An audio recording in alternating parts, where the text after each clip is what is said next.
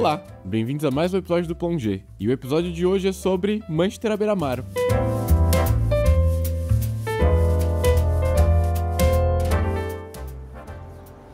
I've said a lot of terrible things to you. No. But I know you never... Maybe you don't want to talk to me. It's not that. Let me It's finish. However, my heart was broken.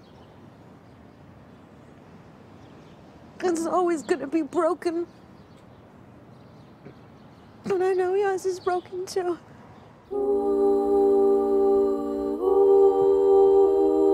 Então é isso, pessoal. Hoje a gente vai falar desse filme que é queridinho de muita gente. Um daqueles filmes que quando você acaba de assistir, ele fica com você. Então, se você nunca assistiu, assista. Se você já assistiu, reassista. Porque é uma jornada que sempre vale muito a pena. O filme que é dirigido pelo Kenneth Lonergan, estrelado pelo Casey Affleck, Michelle Williams e Lucas Hedges. Então, um prazer aqui novamente receber o meu primo, Lucas Sarti, pra gente conversar sobre esse filme. Filme também acho que me marcou bastante pela época que saiu, acho que foi bem no começo ali da minha cinefilia um pouquinho mais aprofundada. Então eu lembro bastante do contexto que saiu esse filme, né, da época. É um filme bem interessante, foi bem legal fazer essa experiência de rever ele. Foi bem legal de ver ele com outros olhos também, fazia um tempo que eu não assistia. Eu acabei assistindo bastante vezes esse filme, mas foi interessante também agora, um pouquinho mais velho, refletir sobre o filme, assistir o filme e também se aprofundar um pouquinho mais para fazer uma análise meio mais aprofundada do filme mesmo, pra gente entender o Kenneth Lonergan, tudo que tá envolto a essa aura do filme. Então, queria agradecer meu primo Sarti aqui comigo, por estar aqui comigo batendo esse papo. Então, Sarti, muito obrigado por topar bater esse papo aqui com a gente mais uma vez. E, pra gente começar mesmo, eu queria te perguntar como que esse filme chegou em você também a primeira vez? Se foi na época do Oscar, você viu depois? E a primeira impressão que você teve dele? Cara, a minha experiência é um pouco parecida com a sua também. Era o meu começo. Tinha algumas temporadas ali do Oscar que eu já estava acompanhando um pouco mais, que eu estava me interessando mais ali pela temporada de premiação, Globo de Ouro, enfim, Cannes. Eu já estava querendo me aprofundar um pouco mais em relação a cinema, principalmente roteiro, né, que é um que eu gosto de estudar, enfim, de escrever de forma bem amadora, mas comecei então a me interessar pelas premiações e no Oscar ali de 2017 assisti todos os filmes ali, os principais, né, nas principais categorias, e então Manchester à beira-mar e Manchester by the Sea foi um dos que mais me interessou realmente, e é o meu filme depressivo favorito aí da vida. Total, esse filme é meio baixo astral, assim, que você assiste de certa forma, né? Mas, então é basicamente isso, a gente vai conversar sobre Manchester by the Sea hoje, então provavelmente eu vou acabar falando um pouquinho mais em inglês do que em português, mas em português o filme é Manchester à beira-mar. Breve sinopse para introduzir, assim, para começar. Basicamente, um zelador, um faz-tudo, ele um dia recebe uma ligação que o irmão dele morreu, e aí ele precisa voltar para a cidade dele, que no caso é Manchester by the Sea, é o nome da cidade, por incrível que pareça, mas ele volta para a cidade dele porque ele vai ter que ser o tutor do sobrinho dele, que era o filho do irmão dele. Então ele volta e aí a gente começa a descobrir várias coisas dentro da história dele, o porquê que ele saiu da cidade, o porquê que ele é meio bagunçado da cabeça, enfim, a gente vai se aprofundando um pouquinho mais. No começo do filme a gente consegue ter uma visão um pouquinho tampada do que de fato é a história como um todo. Isso é até uma coisa legal pra gente falar, mas aí não vou me adiantar, que é sobre a montagem do filme, acho que é bem interessante. Então, pra gente começar mesmo, dar as credenciais de fato do diretor, Kenneth Lonergan. Esse é um diretor legal de falar algumas coisas, né? Eu não conhecia muito o trabalho dele, confesso, fui conhecer mais os outros filmes dele, que outro fato curioso, ele só tem 3 filmes, né, que ele dirigiu, mas eu fui me aprofundar mesmo no trabalho dele, entender quem era ele, de onde ele vinha, o que ele comia, de onde ele morava, um pouquinho agora, quando eu fui me aprofundar de fato para gravar esse episódio, e ele tem 3 filmes, basicamente. Um Conta Comigo, que é um grande filme também, muito interessante, Margaret, também um bom filme, e Manchester by the Sea. São esses 3 filmes que de fato ele escreve e dirige. Ele começou basicamente escrevendo roteiro, acho que um ponto importante de falar, né, é que na realidade ele é muito mais envolvido com o teatro do que de fato com o cinema. Ele é uma pessoa que ele tá bem ativo. Tanto que uma das coisas que eu fui pesquisar, né, o que ele tava fazendo da vida, que fazia quase 10 anos que ele lançava filme, né, ano que vem vai fazer 10 anos. Aí eu fui ver que na verdade ele é bastante ativo no cinema, tanto que tem no teatro, tanto que tem uma entrevista dele que é engraçado, que ele fala que ele começou a escrever pro cinema por causa de dinheiro, porque na real ele queria escrever para teatro, né? Que o rolê todo dele é mais o teatro. Então você vai ver que até os filmes dele tem uma aura meio teatral, assim, nos diálogos, de como funciona, as inserções que ele faz dos personagens. Então você vai ver que o teatro 100% influencia ele. Então acho que o primeiro passo pra você entender ele é do teatro. Ele tá no cinema porque talvez por dinheiro, oportunidades, né? Ele acabou escrevendo alguns filmes que são famosos. Até uma curiosidade, uma das primeiras coisas que ele fez foi dirigir episódios de Dog Funny, aquele ótimo desenho da minha infância, do meu primo também. Mas ele escreveu alguns roteiros para o desenho. Ele também escreve roteiros para outros diretores, né? Ele escreveu Máfia pro Divan, que tem o De Niro e o Billy Crystal. Ele escreveu também, ele co-escreveu o Gangs de Nova York também pro Scorsese. Então acho que a gente entender ele, né? Que ele, porque é isso, né? Ele não é um diretor muito famoso de Hollywood, mas ele foi indicado várias vezes para vários prêmios, né? Então é muito engraçado isso, né? Um cara que é meio outsider, assim, entre aspas, mas ele sempre que faz alguma coisa, ele é indicado. Por exemplo, no Conta Comigo ele foi indicado já melhor roteiro original, Manchester by the Sea. Eu acho que o Margaret não foi indicado ao Oscar, mas eu sei que ele fez outras coisas. Foi indicado por outras coisas. O Conte Comigo, inclusive, ganhou o Sundance, né? Então é bem importante falar isso, que ele tá nesse meio do cinema independente. O Margaret foi um filme também meio complicado em relação a pós-produção, controle criativo, então também pode ser que isso tenha afetado aí no desenvolvimento do filme em premiações e tudo mais. Não assisti o filme, mas de tudo que eu li e que eu ouvi de entrevistas também foi o filme que ele falou em mais de uma entrevista que eu vi, que era o filme que ele teve mais problemas ali para executar o filme, né? Então também pode ter algo relacionado a isso. Eu desconfio até que o bode dele de fazer cinema vem um pouco da experiência que ele teve com esse filme. Porque é isso que ele fala, né? Que tipo, pô, foi muito difícil, a galera queria ter o controle criativo de tudo. Tanto que esse último, o Manchester by the Sea, ele tinha ele tinha o controle do corte final, né? Que é muito raro isso, enfim. É um ponto que é importante para pensar sobre o cinema de autor também, né? Quanto você ter o corte final vai mudar o que você entrega, né? Então acho que a experiência que ele teve com Margaret, eu acho que influenciou muito ele a pegar boy do cinema e querer fazer teatro mesmo, né? Tanto que é interessante que ele faz umas peças, ele faz Broadway e Off-Broadway, mas é tipo assim, uma galera foda. Michael Cera faz peça com ele, esqueci, o Kieran Culkin faz peça com ele. Tipo, tem uma galera de peso que faz peça com ele, porque ele é uma pessoa super conhecida em Hollywood, né? Eu acho que bastante gente quer trabalhar com ele. Mas, de fato, o Manchester by the Sea é engraçado, né? Também descobri isso pesquisando para esse programa. Foi que, na verdade, a ideia... É muito absurdo isso, né? Mas a ideia do roteiro nasceu... É isso mesmo, nasceu do Matt Damon e do John Krasinski. Que loucura, né? O Matt Damon e o John Krasinski tiveram a ideia de fazer história sobre esse zelador, que ele tem um passado meio obscuro, assim, a gente não sabe muito bem o que acontece. E aí eles chamaram o Kenneth Lonergan pra escrever. Que é um absurdo, né? Que o Matt Damon era pra atuar, o John Krasinski era pra estar mais no filme, assim, mas enfim, dentro da produção. Mas acabou que ele não tava também com a agenda apertada, o Matt Damon também. O Matt Damon estrelar, saiu.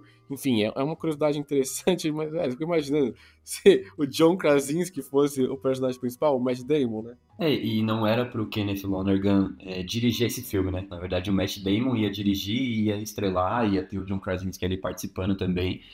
No fim das contas, os dois foram produtores, né? Acho que o John Krasinski é um dos produtores do filme também.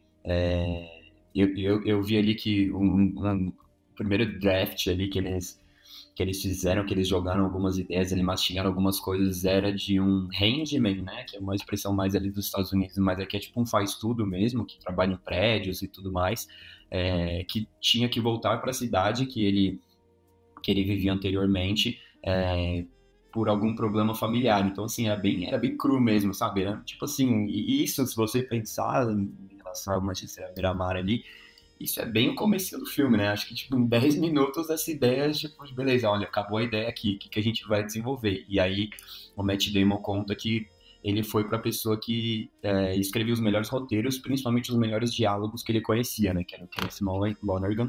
Então ele falou, cara, eu preciso de alguém que vai não só estender esse roteiro e trazer realmente ali tudo o que precisa para continuar essa história, mas alguém que vai fazer bons roteiros e criar personagens verdadeiros ali, que passem uma veracidade muito grande.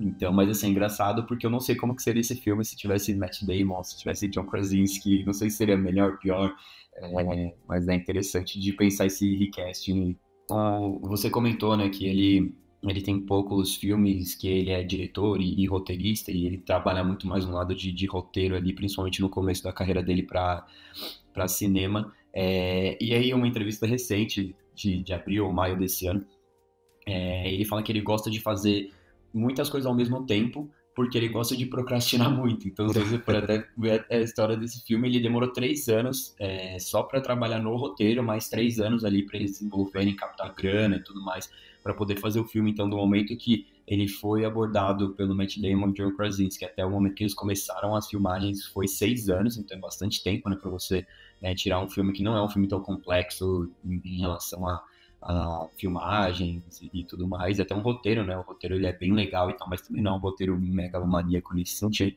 E ele fala, cara, eu sou muito procrastinador, e ele comenta que hoje ele tá trabalhando em 2 peças de teatro e ele fala um projeto para TV.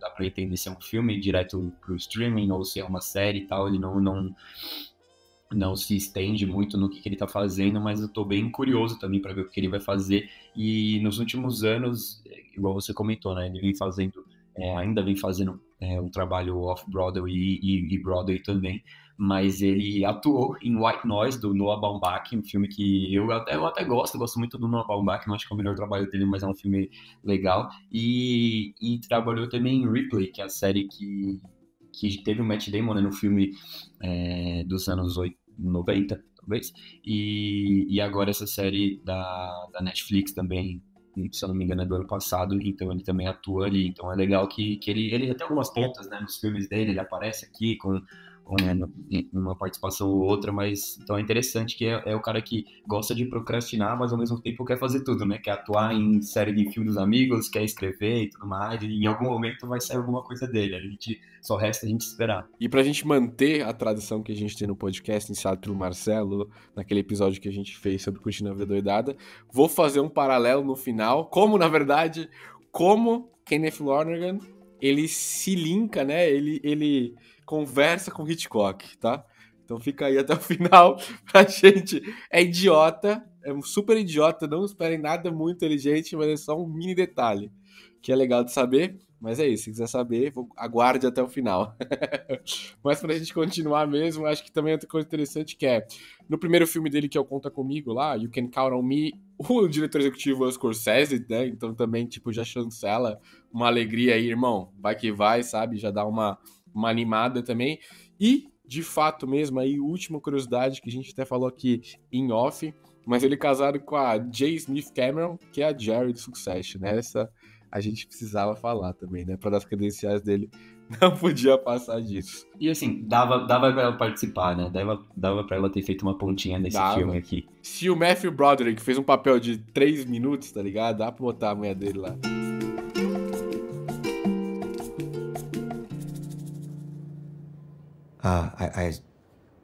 I have to say I'm somewhat taken aback. He can't live with me. I live in one room. Well, but Joe has provided for Patrick's upkeep. Food, clothes, etc. And the house and the boat are owned outright. I can't commute from Boston every day until he turns 18. I think the idea was that you would relocate. Relocate to where? Well, if you Here? look, as you can see, your brother worked everything out extremely carefully. But he can't have, Yes. can't have meant that. Mas é isso, então. Credenciais dadas, agora a gente pode entrar em Manchester by the Sea. Então acho que coisas interessantes de a gente começar a falar. O filme ele começa com o barco, né? O filme vai começar bem quando o Lee, ele tá ali com o irmão dele e com o Perry, que é o sobrinho dele, criança. E aí eles estão super ali brincando, né? É super legal, o filme tá super solar, eles estão falando de tubarão, tá zoando com o sobrinho dele. E aí, logo em seguida, já corta pra ele num ambiente meio neve, ele pegando a pá super pesada, e aí uma coisa meio densa, assim. E aí a gente começa a acompanhar ele mesmo nesse começo, igual o Sara tinha falado, de a gente entender que ele é esse zelador lá, que ele faz tudo mesmo, e aí ele tem uma vida super, mais ou menos assim, uma vida super blasé. E aí, a partir de um momento, ele recebe essa notícia que o irmão dele ele morre, e aí ele tem que voltar pra cidade dele, que é Manchester. E a gente acaba que não sabe muito o que aconteceu com ele. Eu acho que isso é um dos pontos legais desse filme, né? Que é a gente vai. Boa parte do filme a gente vai tentando descobrir ele, né? Também. Tipo, a gente começa com uma ideia, e aí no final a gente vai descobrindo junto com a história, mas uma pegada meio Dunkirk lá, que a gente vai vendo várias linhas temporais. No caso, se não me engano, são duas, mas as duas linhas temporais vão juntando pra ensinar pra gente, explicar pra gente do que de fato o Lee ele é daquele jeito, né? Então a gente começa a ver esse cara. O primeiro contato que a gente tem com o Lee é um cara super apático, que não tá nem aí pra vida, ele sai na mão no bar de uma maneira muito esdrúxula. Então a gente já fica meio tipo, tá, o que esse cara tem? Acho que a primeira vez que você vê, tipo, você não entende. Porque ele é apático, você entende que tem alguma coisa que aconteceu, mas você sabe que ele é apático. Mas eu acho que essa primeiro contato que a gente tem com ele mesmo é o momento de a gente entender quem é ele no presente, né? Sem entender muito bem quem é ele no de fato completo, né? A gente vê só uma faceta dele. Então acho que o filme, pelo menos pra mim, me pegou nessa já, sabe? Tipo, eu queria entender o que aconteceu com esse cara, por que ele é assim, e aí a gente vai começar a entender mais pro decorrer do filme. Logo de cara o flashback já faz. Já é um uso muito importante, né, do filme, assim. Então, comentou a primeira cena já é um flashback. Não, os flashbacks, assim, pra mim, eles não têm, tipo, um anúncio, sabe? Não é, tipo, aquele momento que começa, dá um zoom na cara do personagem principal e você fala, agora vai ser o momento do flashback, sabe? Tem filme que toda hora tem algum tempero ali que mostra que aquele momento vai voltar ali em flashback. Tá? Os flashbacks aqui, eles são muito bruscos, né? Então você tá em alguma cena e daqui a pouco flashback, daqui a pouco sai de novo e aí volta. E eu gosto disso, assim, porque você não tá esperando, você fica esperando que vai ser algo mais linear, daqui a pouco você volta um flashback. E assim, todos os flashbacks pra mim são super importantes. Nenhum você fala assim, nossa, putz, não queria saber o que aconteceu nesse momento, ou esse momento foi um pouco deslocado do que estava acontecendo. Acho que todos são muito importantes nesse sentido. E você comentou que foi ali que te pegou e tal. Eu acho que o que me pegou também foi que, assim, a cena inicial, ela é uma das cenas mais felizes do filme, né? E aí você meio que começa falando, pô, vai ser um filme feliz ali e tal. E daqui a pouco ele já te joga, tipo, olha, aquele cara que tava super feliz, super solar aqui e tudo mais, no mar, no barco, ele agora tá trabalhando aqui em 3 prédios ao mesmo tempo e desentupindo vaso sanitário, não sei o quê. Então você já fala, pô, o que aconteceu com esse cara que era uma pessoa, parecia ser uma pessoa tão feliz ali naquele momento, no mar, num barco e tal, agora tá numa cidade mais fria, tá trabalhando ali com esse trabalho mais mundano nesse sentido, mas ao mesmo tempo, logo no começo do filme, já seta muito bem ali qual vai ser o humor que tem no filme, né? Então, tipo, tem aquela cena que ele vai de fato ali desentupir o vaso sanitário da moça, e aí a moça tá falando com uma amiga no celular, e ela fala, cara, tipo, o cara que tá aqui desentupindo o meu vaso sanitário é muito gostoso, eu quero, sei lá, transar com ele, alguma coisa assim. E você vê que já é uma situação assim, as situações cômicas, elas são muito reais, assim, né? Então, tipo, isso é mais ou menos coisas que acontecem no dia a dia, as interações, assim, cômicas, elas são muito interações que podem acontecer no dia a dia, sabe? Não é uma sketch que tá rolando ali só naquele momento. Então tem isso, assim, acho que logo de cara o filme já te traz tanto essa coisa mais brusca do flashback, quanto um negócio, olha, esse filme não vai ser tão feliz quanto você estava imaginando, talvez, e ao mesmo tempo ele já traz um pouco desse humor que eu gosto muito, assim, eu acho que esse humor, você pega um pouco mais desse humor com cada vez que você reassiste, sabe, eu acho que a primeira vez que eu vi, ele foi muito mais pesado pra mim, assim, tipo, muito mais sombrio, assim, eu fiquei pensando muito nele depois, a segunda vez que eu assisti, eu obviamente fiquei pensando também, mas eu já achei um pouco mais engraçado. E essa última vez que eu vi, também eu já estava um pouco mais velho, já tenho umas relações diferentes, né, na minha vida, eu achei o filme, os momentos engraçados, eu falei, cara, foda, esse momento é muito engraçado, entendeu? Não era pra talvez ser tão engraçado, mas ele se tornou muito engraçado. Então, de novo, é o meu filme depressivo favorito, mas ele é um filme que ainda tem momentos engraçados, e não aqueles momentos tipo, olha esse filme todo triste, agora dá risada aqui com esse personagem alívio cômico. Não é isso, não tem um personagem alívio cômico, né? São as situações do dia a dia ali que são interessantes. Então, como você comentou, assim, acho que o filme já começa, tipo, com o pé direito enorme, assim. Total. E tem uma cena que, pô, eu também, uma mesma coisa, velho. Essa última vez que eu assisti, eu peguei muito mais essa verve cômica, assim, né, do Lonergan. Que tem uma cena que eu achei muito engraçado, sabe?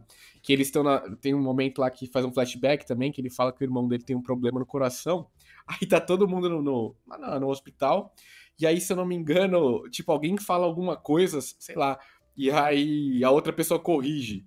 Eu acho que o pai dele fala alguma. Na hora de a médica fala alguma coisa e o pai dele corrige. Então ele solta uma coisa super aleatória, assim, só que é super engraçado.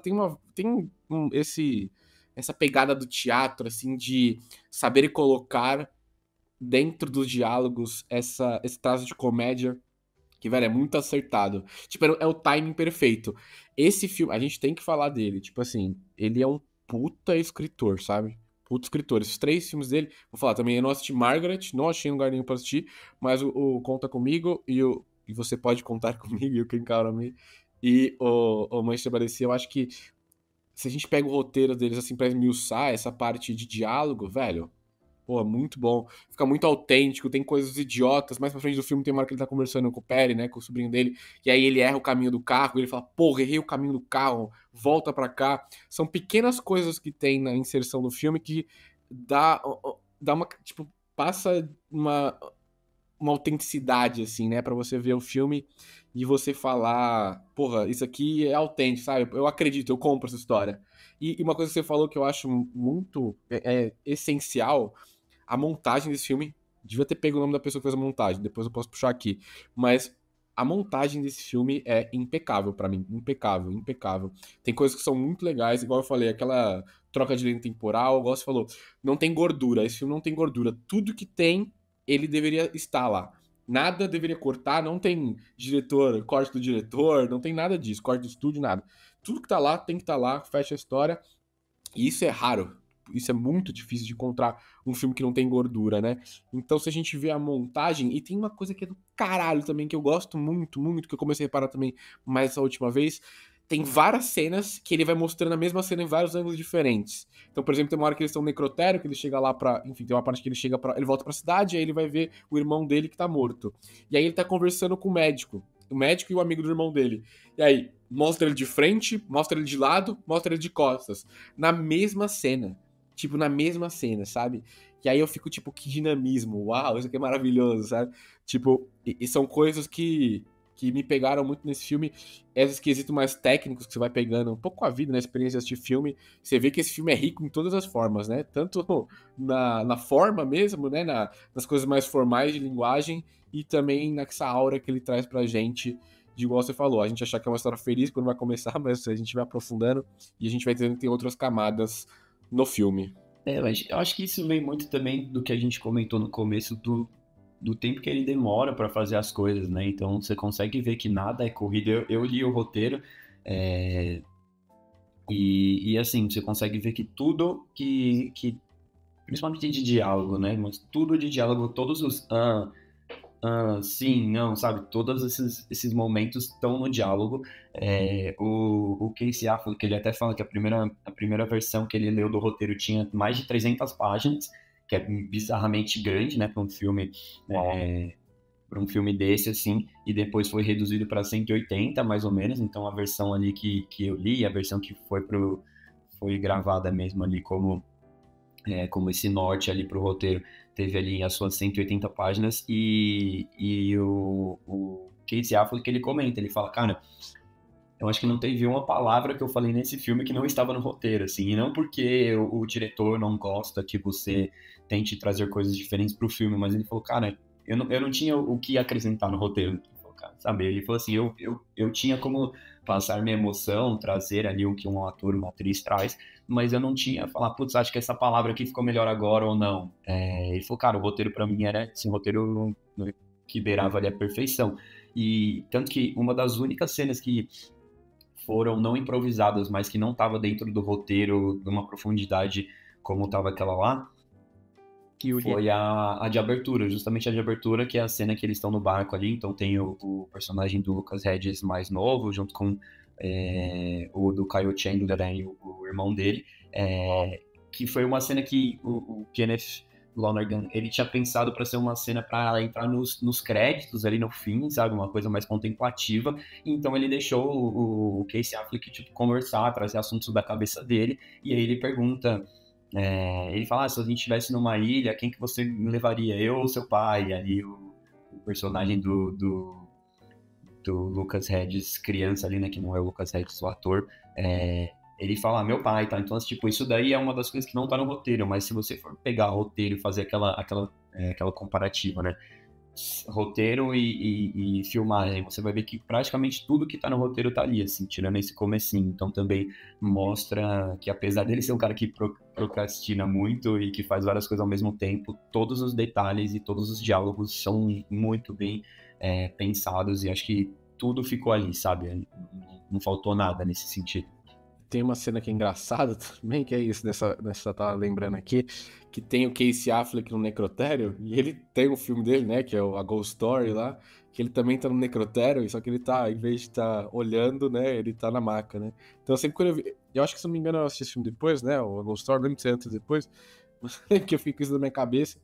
E, enfim, é bem parecido a cena, mas devaguei aqui, mas é porque são coisas que a gente vai associando quando a gente estiver assistindo o filme, e eu acho que é isso que você falou, né? O roteiro, ele é bem... Eu não li, então, mas aí eu confio em você, mas eu imagino que ele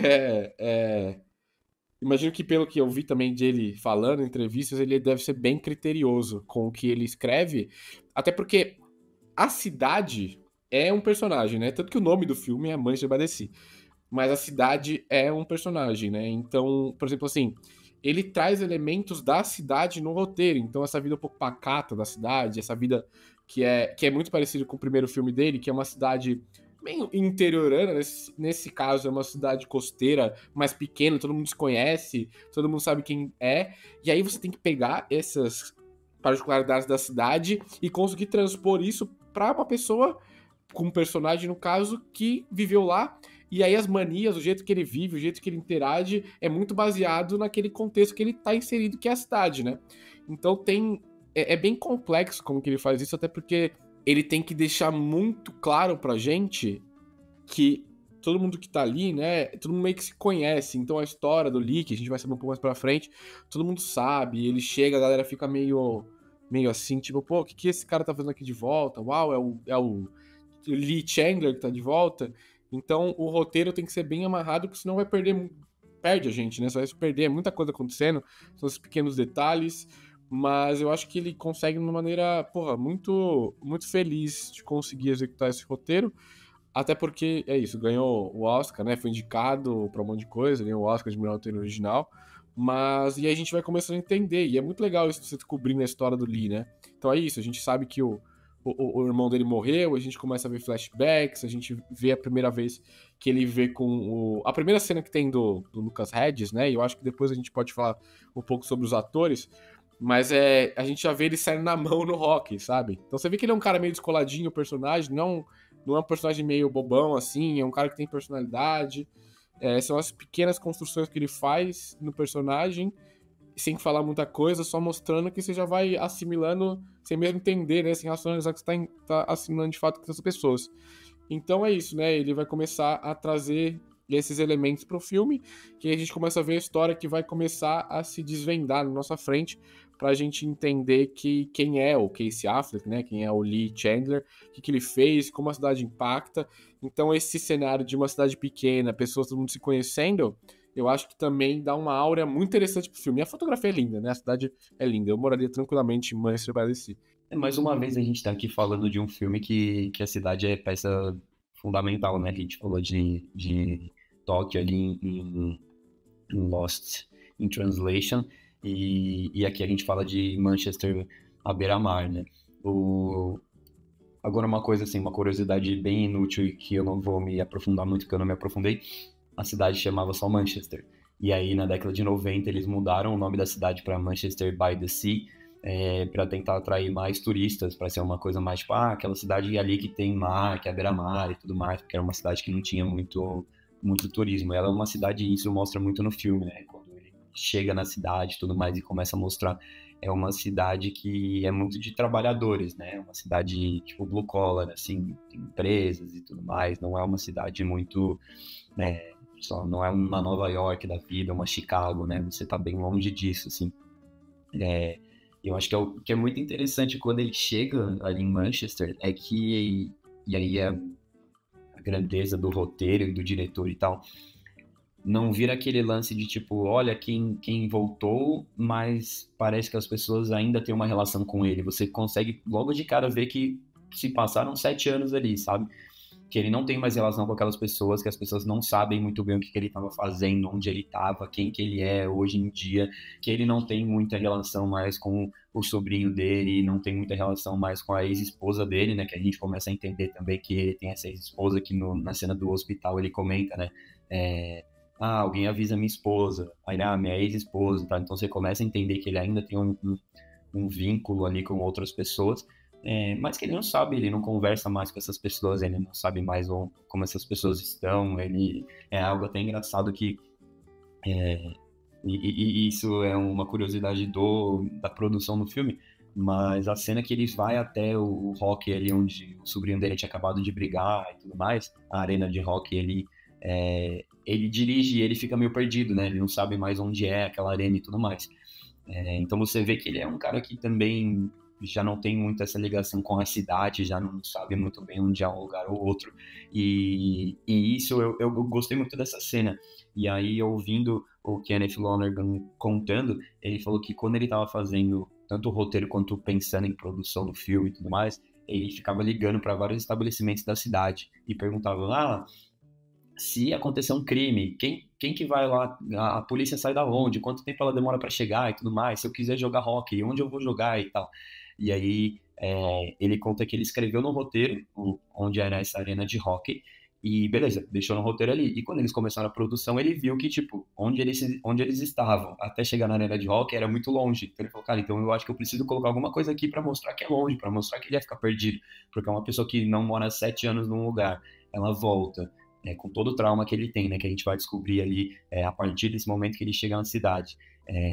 Ela vai se perder, ela não vai saber muito bem onde é um lugar ou outro e tal. Então, até esses momentos de possíveis erros ali de uma produção, o cara consegue transformar aquilo em alguma coisa muito bem amarrada e você fica, putz, beleza, né? O cara realmente não mora aqui há muito tempo. E logo quando ele vai ali pra arena de hockey para falar com o sobrinho dele, acho que ali tem a primeira coisa assim que eu falei, caralho, genial isso aqui, ainda mais com os meus 20 anos de idade, que ele vai falar com o sobrinho dele e você não sabe qual é o diálogo que eles estão tendo, né? Ele, o sobrinho e o técnico. A câmera tá bem afastada, né? Então ele dá um zoom out ali, tá bem afastado, você não sabe qual é o diálogo, mas você imagina, imagina que ele tá falando, putz, seu pai faleceu, tal.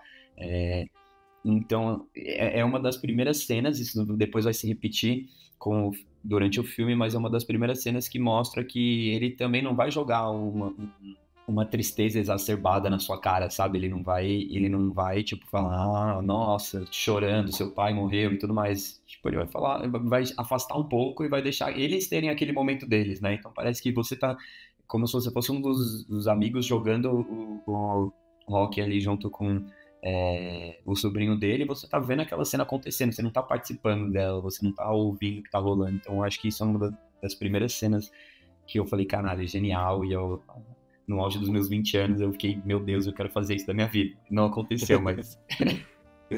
Ainda. Mas... exato, né? Eu acho que... E eles gravaram em Manchester, né? Em by the Sea mesmo, lá em Manchester beira-mar, que é bem legal. Geralmente a gente vê os filmes que usam locação, não sempre... Enfim, tô assistindo X-Files agora, e aí é em Vancouver que eles gravaram tudo, e aí só que eles passam por várias cidades dos Estados Unidos, né? E aí eu fico sempre agora, eu tô prestando atenção nisso, né? Não sei porquê. Mas quando grava, de fato, na locação que você se presta a retratar, dá outro clima também, outro tudo, né? A gente vê, de fato, como tem influência. Que aí eu acho que o filme ele é marcado justamente por essa melancolia, por essa tristeza, porque parece que todo flashback é feliz e o presente é triste, né? Então tudo que a gente vê de flashback são boas coisas. Mesmo o momento que o irmão dele... Tem um momento que, enfim, o irmão dele tinha um problema no coração, ele morre até de infarto, se eu não me engano, insuficiência cardíaca. E aí tem um momento que eles estão... Ele tá internado, igual eu falei que tem aquela cena que é engraçada com o médico, a médica, né? Mas até aquele momento é um momento meio alegre, eles fazem piada, tem uma briguinha ali. Acho que um fato importante de falar, a mãe do Patty, né, do Patrick, que é o Lucas Hedges, ela é, enfim, ela tem problema com bebida, ela é uma pessoa meio torta assim na vida, então logo de cara a gente consegue já entender que a base dele, do Patrick, é o pai dele, então a gente vê esses momentos, né, a gente começa a entender então de onde vem o Patrick, também que é importante, mas o tom do filme a gente vê que é uma melancolia no sentido de que parece que tudo que aconteceu no passado foi feliz e o presente é tudo triste. E a gente não tá entendendo muito bem o que aconteceu. A gente começa a ver, igual a Sarge falou, que tem alguma coisa estranha, aconteceu alguma coisa com a mulher dele. Você não sabe muito bem se ele é pai, se ele não era pai. Você vai carregando, né? É uma barrinha. 1%, 2%, 3%, vai carregando. Você vai ficando com isso na cabeça. Puta, o que esse cara fez? Por que ele é tão triste? Esse cara é o cara mais baixo astral que existe. Tipo, você tem uma hora lá que alguém fala com ele e ele demora 5 segundos pra responder. Aí eu fiquei imaginando, velho, vocês estão conversando com um cara desse e eu falo alguma coisa, o cara fica me olhando assim, e aí demora 5 segundos pra responder, eu não sei o que eu faço. Eu falo, mano, eu vou ficar super, super incomodado, né? Mas eu acho que é isso, a gente vai colocando na situação de carregar. Eu acho que o Lonergan faz de interessante nesse roteiro, ele cria uma puta expectativa e ele vai entregar essa expectativa pra gente no meio do filme. Nem é no meio, eu até vi, um pouquinho antes do meio do filme, né? Tudo que vai correr depois, aí a gente acha que aí é o cerne do filme, né? Eu acho que é o que ele queria tratar mesmo. Então, para não me apressar e não falar o que de fato é isso, que a gente vai chegar nesse ponto. Eu acho que esse começo, né, esses primeiros 40, 50 minutos, é uma barrinha de loading. Aí tá 1%, 2%, a gente vai desvendando algumas coisas, entrando nessa, que é muito legal também, de novo. Vou falar novamente sobre isso, porque eu acho que realmente é muito interessante. Eu não sou, quando a gente tá assistindo esse filme, você não é só um espectador passivo, você é ativo, você quer descobrir o que aconteceu, você quer entender o que aconteceu, então começa a ficar flashback aqui, flashback ali, você começa a montar o quebra-cabeça, mas aí a gente vai carregando para o que de fato vai acontecer, mas a gente tem esse contexto que no presente o cara é o cara mais baixo astral que tem, né? Eu até não me recordo se a cena que ele tá com a mulher dele lá, eu não sei se é depois que a gente sabe o que aconteceu ou se é antes, mas é o momento ele tem uma mulher com a cena com a mulher dele, que, pô, ele é super apaixonado pela mulher dele, super feliz, tem 3 filhos, um filho bebê, mas eu acho que é isso, né? Esse começo de filme é bem pra dar aquela vontade de entender, pra carregar e já criar a tensão que é uma parte do filme que é interessante, né? Que não é talvez o principal. Nesse momento você já sabe o que aconteceu com os filhos dele. E você já sabe que ele tem, né, uma parte importante ali do motivo, né? Pro que aqui aconteceu. Eu não vou falar culpa, porque acho que ali... apesar de você assistir o filme e você ter que tomar essa decisão também, né? Se ele tem culpa ou não. Acho que isso, cada um pode ter uma visão de filme ali, se ele deveria ser punido por aquilo ou não. Acho que isso é uma das coisas que mais me pegou no filme, porque ele não é punido, né? Mas não, sem dar esse pulo até esse momento do que aconteceu com a família dele, eu queria comentar que não é à toa que o Casey Affleck ganhou o Oscar, né? Porque o Oscar de melhor ator, no caso. Porque até esse momento do filme, o momento que ele chega na cidade, que ele vai... avisar o sobrinho dele, que ele recebe a notícia de que ele vai ser ali a pessoa que vai ser responsável, né, judicialmente, né, mas oficialmente ali por cuidar do sobrinho dele e tudo mais. O Casey Affleck faz uma atuação completamente depressiva, né? Eu falei o meu filme depressivo favorito muito pelo Casey Affleck, porque ele mal abre a boca pra falar, né? Ele só vai... Ele pega assim. Meu exemplo de atuação de Casey Affleck aqui. Mas os momentos de flashback ali, você vê uma atuação completamente diferente. Ele é um cara completamente, tipo, que ama a família, que fala, que pula na cama com a esposa, que brinca com todo mundo, que anda na rua e brinca com as pessoas e tal. Então você vê que aquele cara perdeu aquilo, aquele cara meio que morreu, aquele personagem morreu e é uma outra pessoa agora, né? E isso vem muito da atuação. Você fala, caramba, como que esse cara que tava ali brincando com o sobrinho no barco, que tem 3 filhos, que tava ali brincando com a filha e tudo mais, e com a esposa, é super feliz e tudo mais, agora tá assim. E tanto nas cenas que ele bebe, né? Então, em alguns flashbacks mostra ele bebendo, usando droga até, é, e ele tá super animado, né? Enquanto nos momentos seguintes ali que mostra ele bebendo, ele tá super agressivo, né? Ele tá super bebendo pra brigar com alguém, bebendo pra esquecer de qualquer outra coisa, e não bebendo ou usando alguma droga ali para ser alegre, né? Pra estar no momento de descontração com família e amigos e tudo mais. Então também tem essa dualidade ali do ele bebe para ser feliz, agora ele bebe para esquecer, ele bebe para se afastar desse fantasma que ficou ali e tal. Não, mas é isso, eu acho que a atuação dele, ela logo do começo, barra meio do filme aí, né, isso que a gente tá comentando aqui, esse momento que a gente tá comentando já tá se encaminhando mais pro meio ali, ela já é forte e do meio pro fim ali, ela só fica mais intensa, né? E nesse momento que ele se encontra ali com o sobrinho, que começa toda a questão do velório do irmão dele e tudo mais, você já consegue começar a ver que é meio que impossível para ele fugir desse passado, né? Então, você já começa a ver ele que, tipo, ele foi a pessoa que saiu da cidade por conta do acontecimento, mas ele meio que é puxado de volta para a cidade, ele é puxado de volta para essa história, então ele não consegue fugir desse passado, né? Esse passado não passou para ele, né? Não avançou, assim. Então, começa mais ou menos nesse momento que também, acho que para mim é a coisa central do filme, que é como você lida com o luto, né? E aí você começa a ver tanto o luto dele pelos filhos, que ainda não é um luto eterno, né? Um luto que não teve fim, quanto o luto do sobrinho dele com o pai, quanto o luto dos amigos com o irmão dele, enfim, da ex-esposa dele também. Então você começa a ter que lidar ali, ter que acompanhar os estágios de luto e os momentos de luto de cada um e como cada um lida com o seu próprio luto, né, de uma forma muito particular. Tem um ponto que é o que você falou que eu acho que é importante e é interessante de frisar, é que o tempo meio que parou pra ele naqueles 7 anos, né, que passaram. Pra ele a vida não correu, ele ficou sempre preso naquele acontecimento.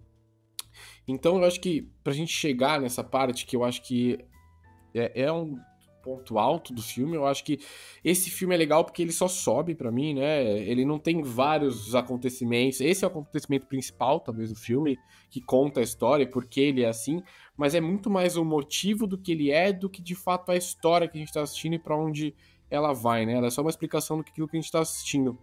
Então, em algum momento ele volta pra cidade dele lá, e aí é isso. Ele vai virar tutor do sobrinho dele. E aí ele vai ter que ir no advogado, ele tá correndo com um monte de coisa pra fazer o enterro, não dá certo, porque aquela cidade é fria pra cacete, aí ele não consegue enterrar o pai do cara, não consegue fazer nada.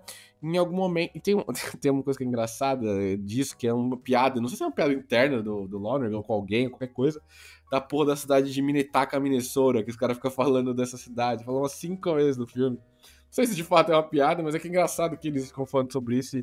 Enfim, que ele fala, pô, por que você não dá pro meu tio? Eu não quero. Ah, seu tio se mudou pra Minnetonka, Minnesota. Não, Minnesota, Minnetonka. Aí, enfim, tem essa parte, mas aí ele tá dentro do lugar lá, do escritório do advogado, e aí a gente começa a desvendar o que aconteceu, a gente vê esse flashback antes dele com a família dele, tudo amoroso, e aí, mais pro meio do filme mesmo, pra gente entender o que aconteceu, aí eu acho que a gente entra numa parte que dá pra gente gastar um tempinho falando sobre ela, que é aquela cena, né?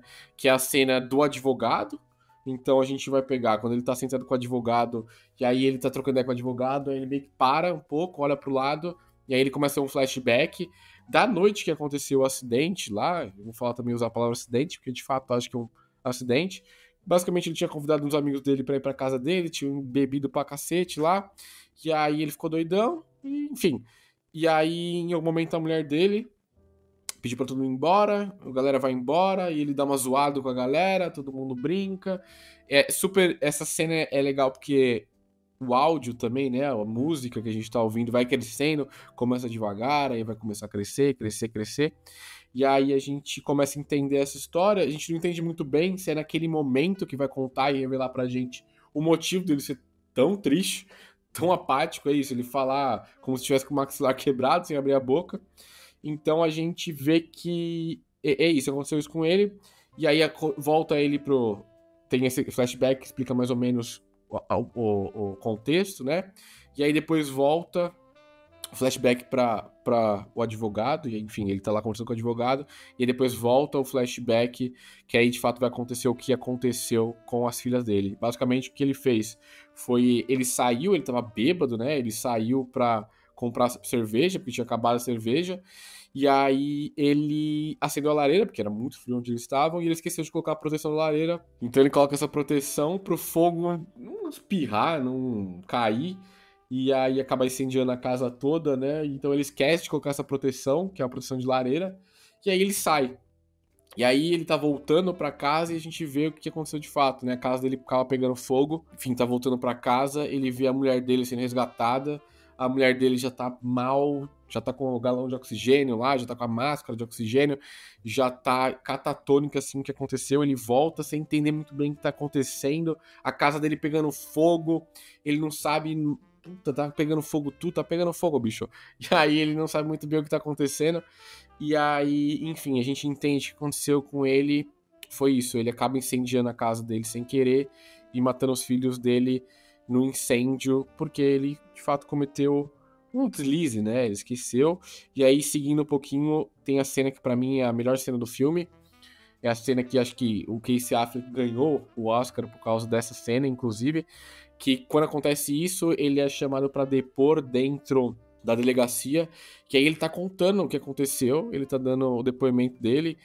Tem um momento que também eu acho que ele começa a exagerar nas coisas, tipo, pô, tinha cocaína, a gente tava bebendo, que eu acho que ele queria ser preso, ele queria que acontecesse alguma coisa com ele, se punir, mas ele começa a contar a história, ele falou, ele conta isso, que ele saiu pra comprar bebida, que tinha acabado a bebida, mas que ele tinha esquecido de colocar a lareira, e aí o policial ele acaba falando pra ele assim, tá bom, né, você falou tudo, já contou, agora pode levantar e ir embora, você quer que a gente leve pra casa? Alguém pode te levar? Aí ele fala, como assim me levar pra casa? Eu não vou ser preso? Não, eu não posso passar impune disso, né? E aí quando ele fala que não pode passar impune, o policial fala, velho, você não fez nada de errado, você não cometeu crime, você esqueceu de colocar a proteção na lareira. E aí ele fala, não é possível, enfim. E aí a música sobe, ele tá catatônico, desolado, ele sai, e aí tá passando um policial, e ele pega a arma do policial e dá um tiro na cabeça, mas a arma tá travada, e aí não consegue se matar, só tem aquele barulho da arma de não conseguindo disparar, e aí todo mundo contém ele. E aí você vê que ele tá destruído, sabe? Ele acabou com a vida dele, ele queria se matar, tinha chegado no ápice, assim, de tristeza, naquele momento que era logo em seguida. Então, pra mim, esse momento é muito forte. A música que rola, quando isso acontece na cena também, ela é bem interessante, assim, ela é bem dramática. Então, acho que essa cena é a cena que provavelmente fez o Casey ganhar o Oscar, mas é super pesada, super densa, e a gente começa a entender o que aconteceu. Aí, finalmente, a gente carregou a barrinha, e aí o Lonergan entrega tudo pra gente, assim, ó, foi isso que aconteceu. Foi por isso que ele ficou apático, por isso que ele é triste, por isso que ele odeia a vida, e ele quer, de alguma forma, se culpar por isso e viver triste, né? Eu vou voltar um pouco só na parte do momento que ele perde os filhos e que a casa pega fogo e tudo mais, porque nesse momento tem uma das cenas mais engraçadas também do filme, e é isso que eu falo, assim, o Kenneth Lonergan, ele não quer falar, nossa, agora fique chorando aqui, vê, sabe, tipo, passe mal de chorar, apesar de eu ter feito isso, não, da primeira vez que eu assisti o filme, foi esse momento que eu chorei pela primeira vez no filme, e não que ele suaviza, mas ele também traz algumas coisas reais ali, então, você contou tudo o que aconteceu, e aí no momento que ele volta pra casa dele, É uma coisa bem sutil que acontece, mas no momento que ele volta pra casa dele, a esposa dele tá da Michelle Williams ali, que assim, eu acho também que nesse momento, tem um super momento dela, né, que eu acho que é o momento dela do filme, que é um pouquinho mais pra frente, mas acho que nesse momento ela também entrega 100%, porque ela tá nesse, né, catatônica, como você falou, falando, meus filhos estão lá dentro, meus filhos estão lá dentro e tal. É, e aí ela já tá na maca, né? E o Lee chega, até o momento que o Kenneth Lonergan, ele tira o som, né, da cena, então a cena fica em silêncio e vai mostrando o irmão dele tentando ajudar ele a entender o que tá acontecendo e tudo mais. E ele chega e se aproxima da Michelle Williams, que tá sendo colocada na ambulância. E aí os paramédicos, eles estão tentando colocar ela na ambulância e a maca não fecha. E aí a maca fica batendo na ambulância. E ele fica tentando dar a mão pra Michelle Williams e ela fica empurrando ele. E, e enquanto isso, os paramédicos estão tentando colocar ela na ambulância, e a maca não fecha. E é uma situação que você começa, tipo, é uma situação engraçada se não fosse pelo momento que tá rolando. Mas o que eu acho muito interessante do roteirista e diretor nesses momentos que ele traz, e em outras cenas também ele faz isso, é que a vida é isso aí, a vida não vai ter um momento cômico que seria muito engraçado em qualquer outra situação que agora não é engraçado, mas ele tá acontecendo ali, entendeu? A maca vai travar e vai fazer você ficar batendo na ambulância. Mas a sua família acabou de morrer, seus filhos acabaram de morrer na casa que pegou fogo. Mas a vida é isso daí, a vida não vai, sabe, a maca não tem que entender o que tá acontecendo, a maca vai travar e vai ser uma situação que pode ser cômica, mas ela não é cômica por conta daquele momento. E isso acontece em outras situações, até uma situação anterior a essa no filme, né, que é no velório do irmão dele, e aí no velório do irmão dele, tem um momento ali que pra mim é a cena mais engraçada, que o amigo do irmão dele pergunta se ele comeu alguma coisa. E aí ele fala, tipo, não comi nada. Aí o amigo do irmão dele tá num lado da sala e grita pra esposa dele no outro, tipo, o Lee não comeu nada. E ela fala, você quer alguma coisa? E eles não conseguem se ouvir. E você pensa, pô, cara, todo mundo já foi em velórios e situações assim, que, cara, às vezes acontecem coisas engraçadas, porque a vida é assim, a vida não vai esperar só acontecer situações tristes e melancólicas num velório, no enterro. Vão acontecer situações cômicas, né? Então, esse momento e o momento que ele fala, que ele tenta se aproximar ali da Michelle Williams, da personagem da Michelle Williams, da maca e tudo mais, eu acho que são momentos que o Kenneth Lonergan fala, cara, isso é muito triste, eu acho que para mim, assim, é a cena mais triste do século, do cinema no século, na história, porque para mim foi a coisa que eu mais chorei na minha vida, e é muito triste mesmo, assim, acho que é algo que todo mundo que passou por coisas parecidas vai ter esse trauma para sempre, como é o personagem, o Lee, mas a vida não para, sabe? A vida continua acontecendo. E eu acho que nesses momentos são nesses momentos que o Kenneth Lonergan mostra e você fala, cara, isso é muito triste, isso é horrível, isso vai acompanhar ele para sempre, né? Igual você comentou. Mas a vida não para, a vida não vai parar porque você tá num momento de luto, a vida não vai parar porque você tá num momento que você acabou de de passar pela maior tragédia da sua vida. A vida vai continuar caminhando, sabe? Então, esses momentos assim que ele tem essa quebra de expectativa, até que você fica esperando que aquelas cenas vão ser as cenas mais tristes possíveis e tem alguma coisa cômica ali, ou pseudo-cômica, me deixaram muito reflexivo, sabe, nesse momento do filme. Só tem uma cena mais triste que essa no cinema. Aquela cena do Enigma de Outro Mundo que o cavalo morre, tá ligado? Essa é foda, velho. Ou aquela outra. Puta, eu não lembro que filme que é, acho que é do Schwarzenegger, que ele tá lutando boxe, aí o filho dele fica, campeão! Levanta, campeão! Eu esqueci que filme é esse, né? Sei.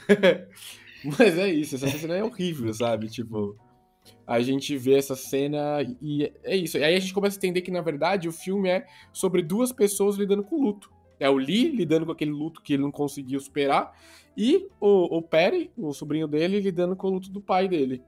Então a gente começa... E aí, uma coisa que é importante a gente falar, que é interessante também, o Kenneth Lonergan, acho que se não me engano, a mãe dele, o padrasto dele eram psicanalistas ou psiquiatra, ou um era um e um era outro, mas ele era super...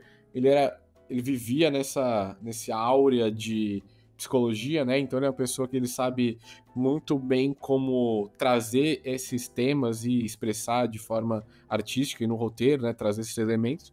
Então a gente vê que o Lee, na verdade, ele é super traumatizado porque aconteceu literalmente uma tragédia bizarra na vida dele. Ele, querendo ou não, ele acabou matando os 3 filhos dele. E pior ainda, ele não queria. Então o cara fica traumatizado.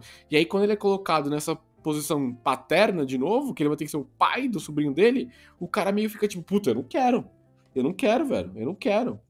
E aí o sobrinho dele, ele tá conseguindo lidar bem, tipo, tá conseguindo lidar bem com o que tá acontecendo com o pai dele. Eu acho que tem outro ponto que é, nessa questão do luto, quando você se isola, é muito pior do que quando você se socializa e se abre um pouco, né? Porque ele, por ser um adolescente, o Perry lá, e aí ele de fato tem mais amigos, consegue sempre estar fazendo alguma coisa, ele vai estar interagindo com alguém, com a namoradinha, ele tem várias preocupações. Então, a primeira coisa que ele fala, se não me engano, a primeira ou a segunda coisa que ele fala é do barco, né? Aquele barco que aparece na primeira cena, é o barco do pai dele. Então ele, e o barco? O que a gente vai fazer? Pô, vai ter que vender? Ah, o que a gente vai fazer, sabe? Então, são 2 pessoas lidando com o lutos diferentes, né? Um é um passivo, então o pai dele morreu, que é o natural, e outro é, de fato, eu matei meus filhos ou meus filhos morreram. E aí eu acho que é muito difícil a gente também colocar num grau de dificuldade, né? Claro, não tem como, mas você perder os seus filhos, dizem que é a pior dor que existe para um pai, né? Imagine você perder os seus filhos numa cagada sua, né? Então a gente começa a entender por que ele se culpa tanto. Se culpa no sentido de não se falar que ele se culpa, mas se colocar em situações desconfortáveis pra parecer, tipo, quando ele sai na mão e apanha, parece que ele tá querendo se punir de alguma forma, uma forma um pouco mais física mesmo. Então a gente começa a entender que o filme é sobre isso, é sobre o luto de um pai que perdeu os filhos e aí acabou o relacionamento dele com a mulher dele. É isso que você tinha falado, que tem aquela cena, puta, que ele tá tentando entrar, que tem essa coisa da maca.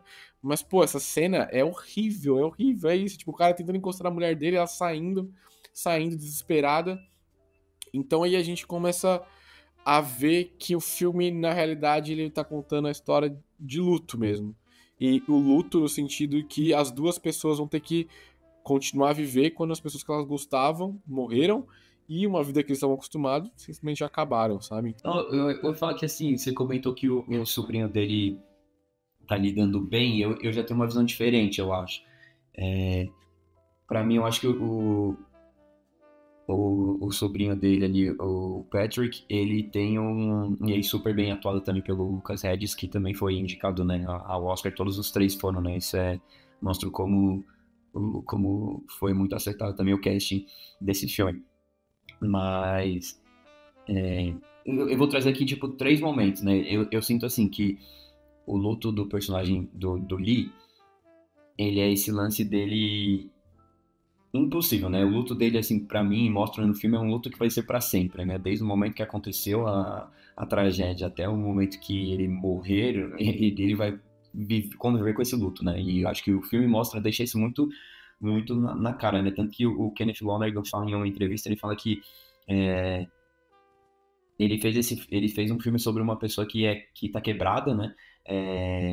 E que não superou essa perda, mas que essas pessoas também merecem ter um filme. Então, em Hollywood a gente está muito acostumado, né? E não só em Hollywood, mas a gente está muito acostumado a ver histórias de superação ou de pessoas que conseguiram reverter uma situação ruim e tudo mais. E esse filme não, esse filme assim, ele começa o filme em luto, né? Ali na cidade que ele está trabalhando, mas ele termina o filme em luto ainda. Ele ainda termina o filme mal, ele ainda termina o filme com esse fantasma ali atrás dele.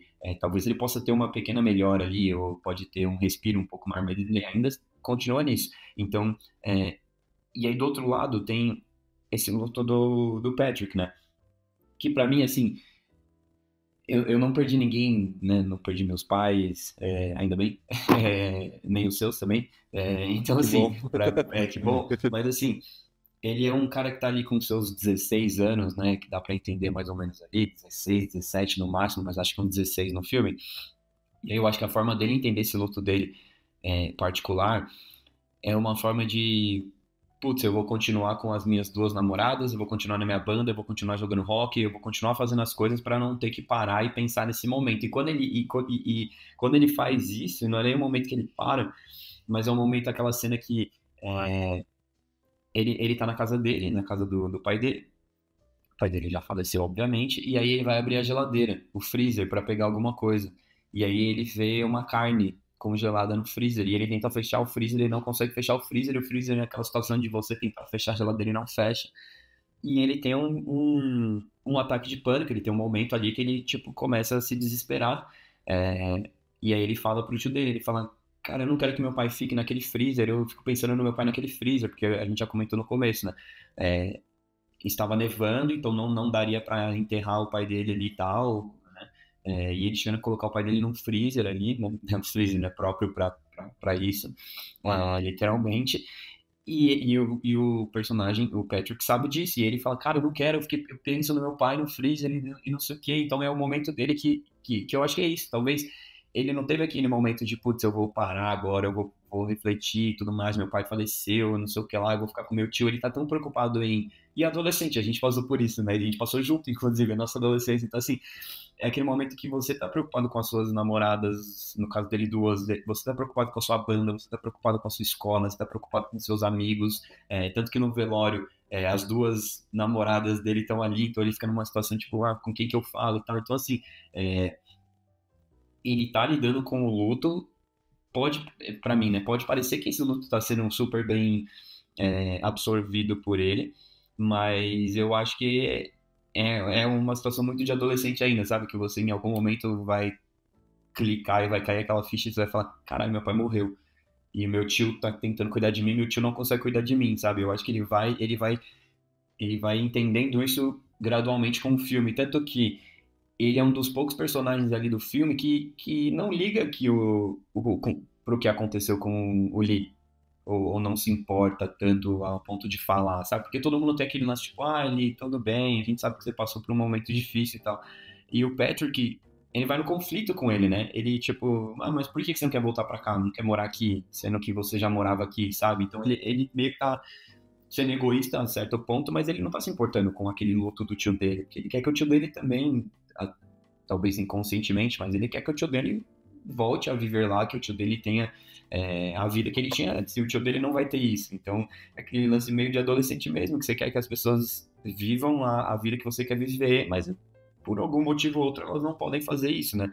E aí eu acho, só pra amarrar aqui essa relação do luto, eu acho que também tem esse luto da personagem da Michelle Williams, que é o luto da mãe, né? Da mãe que perdeu e que participou ativamente da tragédia, né? Porque o Lee, apesar dele ter sido causador de tudo, ele não estava lá no momento que a casa pegou fogo e tudo mais, ele estava voltando do lugar que ele foi comprar cerveja. E que lugar é esse, né? Também é um lugar que fica aberto 3 da 4 da manhã para vender cerveja, mas beleza. E tinha uma galera ainda comprando coisa, tá ligado? Tinha uma galera, né? Mas ele não participou ativamente, né? Era tipo o Osho, assim, tinha chegado o Osho antes lá. Era o Osho. Ele não participou ativamente, né? E ela participou, ela desmaiou, né? O fato dela não ter conseguido salvar as crianças é porque as crianças dormiam no andar de cima, ela no de baixo, e aí a fumaça que ela inalou fez com que ela tivesse perdido os sentidos, desmaiado, e os paramédicos tiraram ela, mas só deu tempo de tirar ela, né? Então isso agrava ainda a situação. E você vê como que ela tá lidando com esse luto dela 7 anos depois, que ela tá grávida, né? Então, pra fazer esse gancho aí pra próxima cena que a gente vai contar, então ela tá grávida, ela casou de novo. Então, assim, isso mostra o quanto que para ela o luto também foi nesse sentido, foi no sentido de seguir a minha vida, de me apaixonar novamente, de ter novos filhos. Obviamente, esse filho não vai substituir os que ela perdeu, mas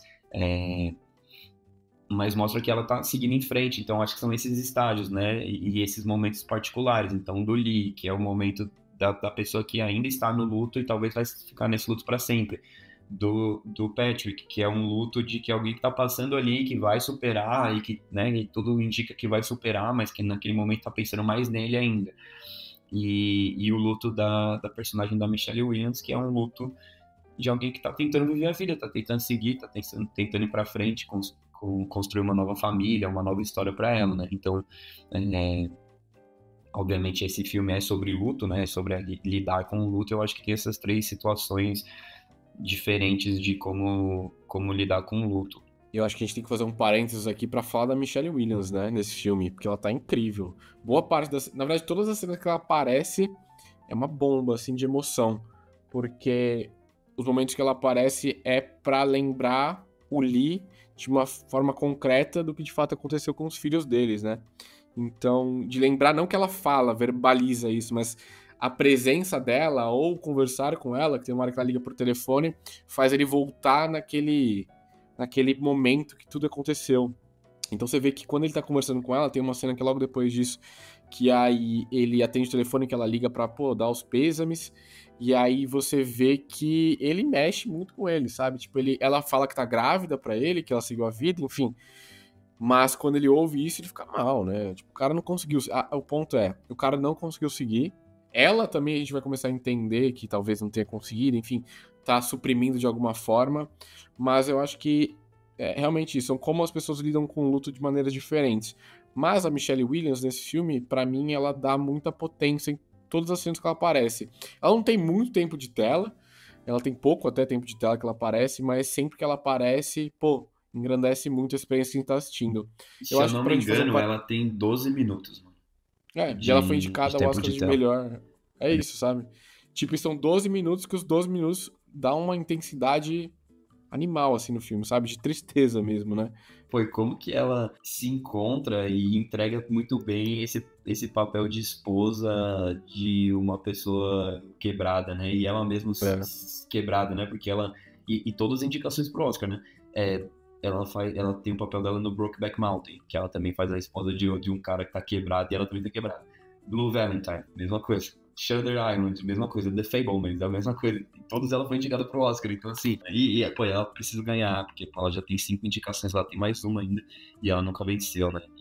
Enfim, a gente vai comentar também sobre premiações, mas é isso que você comentou dela, né? Puta, ela sempre entrega, assim. Acho que é difícil ver um filme dela, a Venom, que ela só quis ganhar dinheiro, obviamente, mas, pô, é difícil ter um filme dela que ela não entrega, né? Total, eu acho que puxando isso, eu acho que é importante a gente falar do Lucas Hedges, né? Porque em algum momento, eu acho ele nessa época, ele tava em tudo. Ele foi indicado, acho que Lady Bird foi indicado por esse filme também.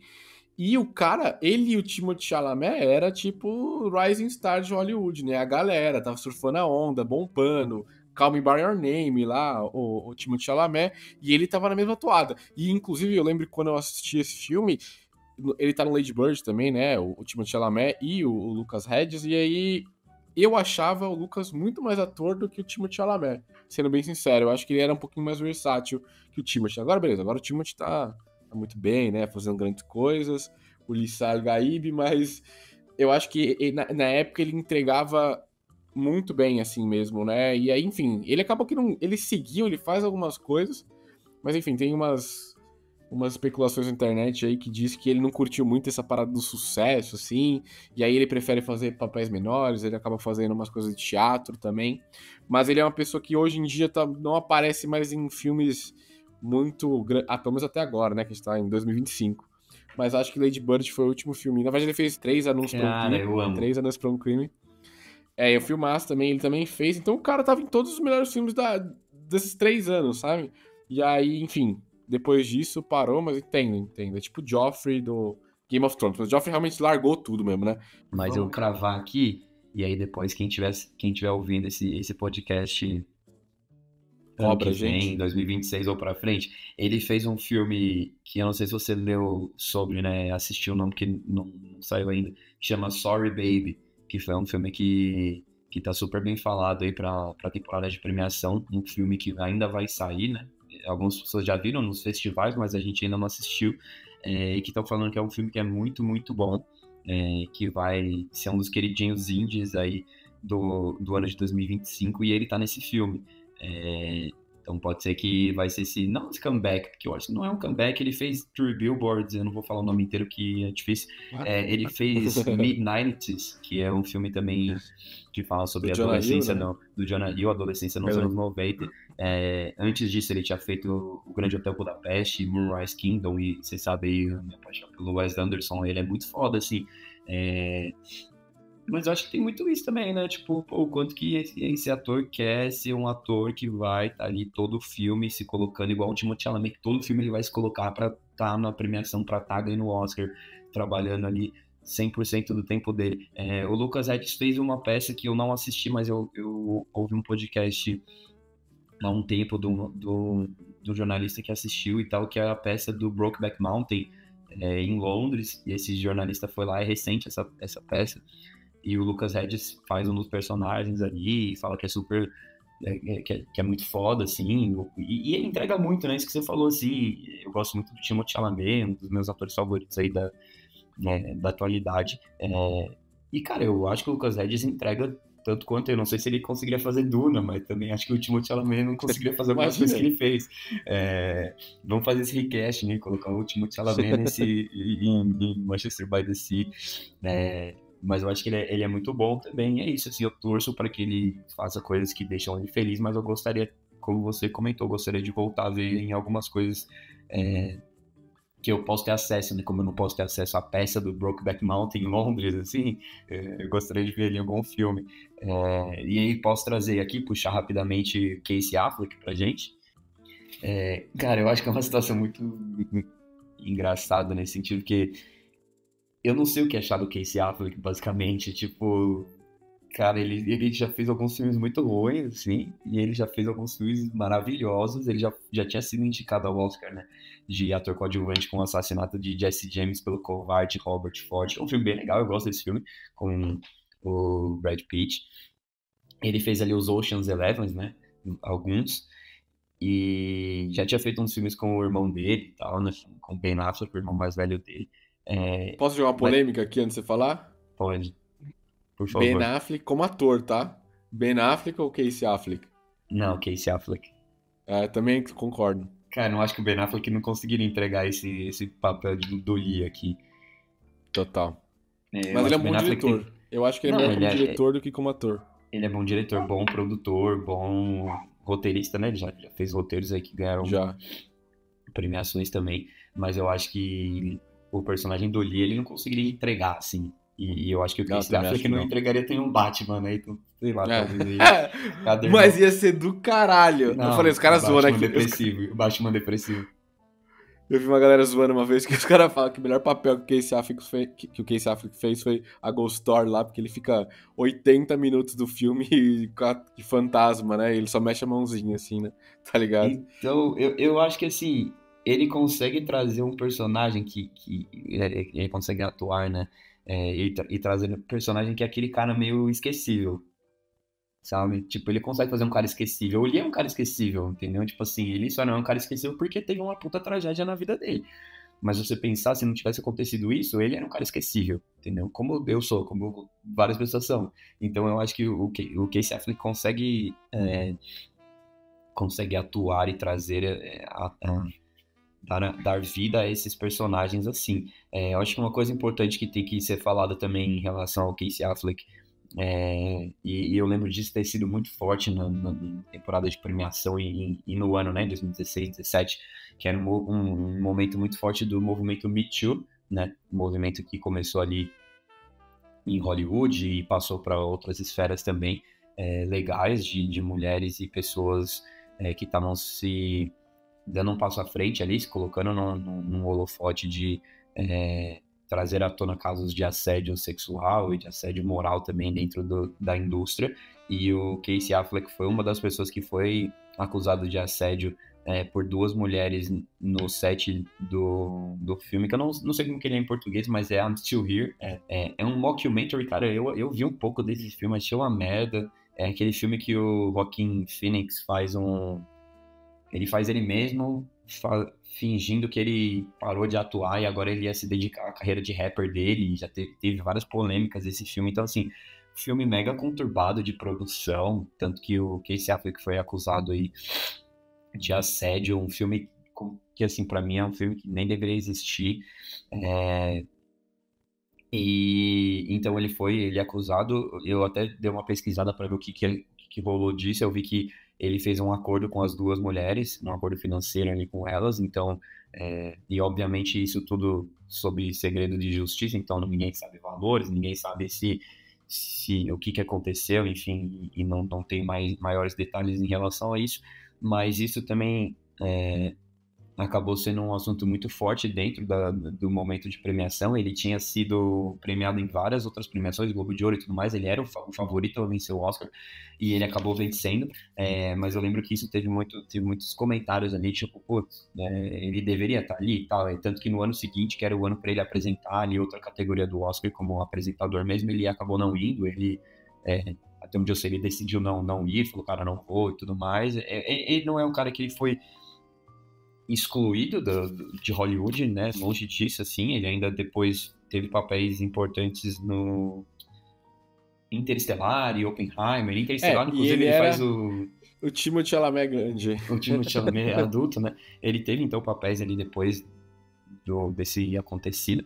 Mas, enfim, acho que é importante a gente pontuar aqui. No Oscar, ele venceu, ele disputou ali com Denzel Washington, Andrew Garfield, Ryan Gosling e Viggo Mortensen. Tipo assim, cara, ali esse Oscar foi foda, foi um puta Oscar, que tudo era muito bom, todos os filmes eram bons, os atores, as atrizes, roteiro e tudo mais. Então, assim, foi um Oscar muito foda.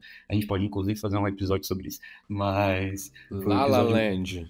La La Land, que depois foi Moonlight. Tem um filme que eu sou muito fã, caralho, muito, muito fã. E eu acho que é um filme que deveria ter mais atenção, mas também não tem problema nenhum, que é O Lagosta.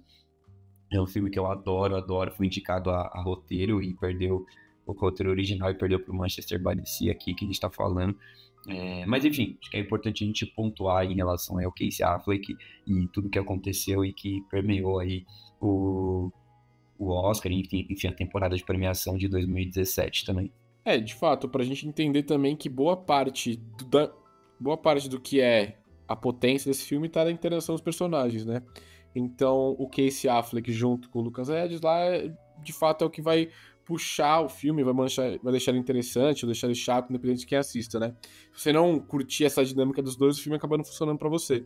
Então, é bem importante a gente saber que como eles chegaram, né, a fazer esse filme, enfim, é importante a gente ter esse conhecimento também externo, né, pra entender que o filme, o cast nesse filme é muito bom, né, esses 3 personagens, de fato, que aparecem, que conduzem o filme, são ótimos personagens, os atores estão super bem no papel, é isso, que todo mundo foi indicado, mas é isso, basicamente, acho que é pra gente entender, fazer uma análise mais hermenêutica de como fazer um filme, né, porque como esse filme, ele de fato, de novo, é um filme que, se a gente pensar em narrativa, ele vai contar uma coisa que é super difícil, super densa, super tensa, que é o luto e como os dois vão acabar lidando com isso, né? E aí é isso que acho que o Sartre acabou falando pra gente aqui, desses 3 lutos. É importante falar também da cena, que eu acho que é uma cena, uma das cenas mais... chegando mais pro final, né? A cena que o Lee acaba encontrando a Michelle Williams, esqueci o nome dela no filme, mas ele acaba encontrando ela, e aí os dois têm uma conversa, assim, foi meio sem querer mesmo. Ela acaba indo também no enterro, finalmente o irmão dele consegue ser enterrado lá, e aí ela acaba indo no enterro, e aí nesse enterro ela vai com o ex-marido dela, também no velório ela também vai com o ex-marido dela. Tem uma cena que é bizarra, ela dá um abraço, acho que é no Patrick, e aí depois ela vai dar um abraço no Lee, aí você vê que até a postura dela muda na hora que ele vai dar um abraço. A gente vê que ela dá um abraço no Lee mesmo, tipo, caralho, velho, tem uma coisa aqui ainda. E aí, enfim, leva tudo, a gente vê, as coisas vão correndo. O Lee não tá sabendo superar isso, tá com isso entalado, não consegue viver depois disso. Ele precisa se afastar da cidade, ele quer ir embora, ele quer voltar pra Boston, lá onde ele tava. E aí, enfim, nesse meio termo, assim, ele vai encontrar, esse meio tempo, ele vai encontrar a ex-mulher dele, a Michelle Williams, na rua, assim, e eles vão ter uma conversa que pra mim é muito dura, muito difícil, que é o momento que ela fala pra ele, pô, como que tá? Aí o filho dela já acabou nascendo, ela tá com o filho dela, esse aqui é meu filho, como você tá? Meu filho nasceu bem aqui, piriri pororó. Aí ela começa a mudar, é engraçado a feição da Michelle Williams, né? Ela começa a mudar, ela começa a ficar um pouco tensa, assim, ela começa a premer o rosto, como se ela quisesse falar alguma coisa. Aí ela fala, pô, será que você quer almoçar comigo um dia desses, comer comigo? Aí ele fala, ele me gagueja, aí ela fala, almoçar, só almoçar mesmo. E aí você vê coisas que traz também uma grandeza no roteiro que é bem legal, né? Ela não é que ela superou, não é que ela deixou de amar ele, não é que ela odeia ele, tanto que ela pede desculpa pelas coisas horríveis que ela falou pra ele, que a gente acaba não vendo, né? No filme não mostra, mas com certeza ela deve ter falado atrocidades pra ele quando encontrou ele depois do acidente. Mas aí ela fala, pô, pede desculpas pra ele e parece que ela quer retomar aquilo que eles perderam, porque de fato o amor não acabou, aquele amor deles. O que aconteceu foi uma tragédia, que aí eles se descompassaram nessa tragédia porque o Lee ficou completamente isolado, ela também provavelmente ficou isolada, eles se afastaram, mas aí é um ponto, né? E aí? Tipo, beleza, a gente se ama ainda, o que a gente faz? Aconteceu uma tragédia, não consigo estar perto de você, não consigo te ver, não consigo falar com você, eu até quero, eu Lee quero conviver com você, te ter de novo, mas eu não consigo porque talvez isso me remeta a toda a minha família feliz e o que eu fiz. E aí, então, tem essa cena que é bem poderosa, assim, bem forte, que então eles se encontram e aí ele fala assim pra ela, quando ela chama ele pra sair, não vai dar não, sabe? Não vai dar. E aí o cara, ele meio que vai pro bar, e aí ele bebe, chapa lá e acaba brigando, e aí, enfim, aí depois ele desaba na casa do amigo dele que resgata ele, mas aí a gente vê, tipo, é isso, o Lee não conseguiu seguir, o Lee não conseguiu superar o luto, o Lee tá parado no tempo ainda, e ele tá, por mais que ele tente, por mais que essa interação que ele tem junto com o sobrinho dele, que é mais novo, que é legal também, que acaba que o Lonergan faz isso no primeiro filme dele, que é um adulto tendo que interagir com uma criança, e essa interação dos dois, né, essa dialética entre os dois, traz um conhecimento novo para os dois, né, os dois vão evoluir, então mesmo ele tendo essa evolução que ele tem com o Patrick, né, de pelo menos dar um passinho, ele ainda tá preso no passado e ele não consegue, de fato, ele voltar com a mulher dele, mesmo seja simplesmente pra conversar, porque ele sabe que eles não iam conversar, né, ia ter uma reaproximação ou aproximação, né. Então, eu acho que essa cena é bem forte mesmo. Pô, essa cena eu acho que é uma das melhores dos últimos anos aí, sei lá, dos últimos 20 anos, ou desde que eu comecei a assistir e me interessar mais por cinema, assim, porque primeiro que até o roteiro é uma cena que o filme ele não é tão caótico assim, né, de roteiro, de falas e tudo mais, e essa cena é uma cena que é Randy, né, o nome dela. Randy. Também isso. tinha esquecido. A personagem ali da Michelle Williams, ela começa a falar com ele, fala, pô, será que a gente pode conversar e tudo mais? Ela começa a falar algumas coisas e ela fala algumas coisas bem fortes, né? Ela fala, tipo, eu te vejo andando por aí e parece que você tá morto, parece que não tem nada mais aí e tal. E ele fala, né? Fala, pô, não tem nada mais aqui, tipo, eu não tenho nada mais pra dar, sabe? Eu não tenho mais nada que me mantenha, assim, basicamente. E eles vão falando um em cima do outro e é um diálogo bem real, assim, sabe? Eu acho que ele não... O diretor e o roteirista, ele não tenta suavizar em nenhum momento, sabe? Ele não tenta suavizar, fazer aquele diálogo, tipo, que uma pessoa fala, depois ela para de falar, aí outra pessoa vem e fala, aí para, aí vai outra, tipo, ele fala em cima dela, ela fala em cima dele, ela chora, ele segura mais o choro ali e tal, é uma atuação muito foda dos dois ali. E é o principal clipe, né, para premiações e tudo mais, porque os dois estão entregando muito. Mas eu vejo que tem muito isso, sabe? É um roteiro muito... uma parte muito real do roteiro ali. Porque você, quando tem essas interações na vida real, muito difícil também que você consiga ter um diálogo que você fala uma coisa, a pessoa vai ouvir e tudo mais. Vira uma discussão realmente das pessoas se interpondo ali e conversando e tudo mais.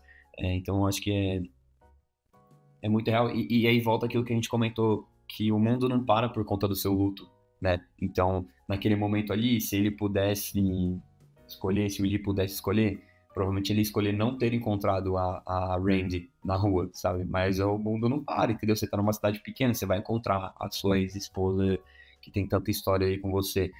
Então, de novo, acho que são nesses pequenos momentos que vão mostrando ali que é isso, se ele continuar naquela cidade, aí a gente já tá indo bem pro fim do filme, né? Que se ele continuar naquela cidade, ele vai ter que continuar tendo interações com ela, com pessoas que relembram ele, que o passado ainda tá ali, que o passado ainda tá muito forte com ele. Então, isso eu acho que é a decisão final dele, né? Ele já tá ali remoendo, tipo, putz, será que eu fico com o Patrick, que eu não fico, o que eu faço, não sei o quê, quem que pode cuidar dele? Eu acho que essa interação que ele tem com a personagem ali da Michelle Williams é talvez o último estalo que dá pra ele falar, puta, eu não consigo ficar aqui.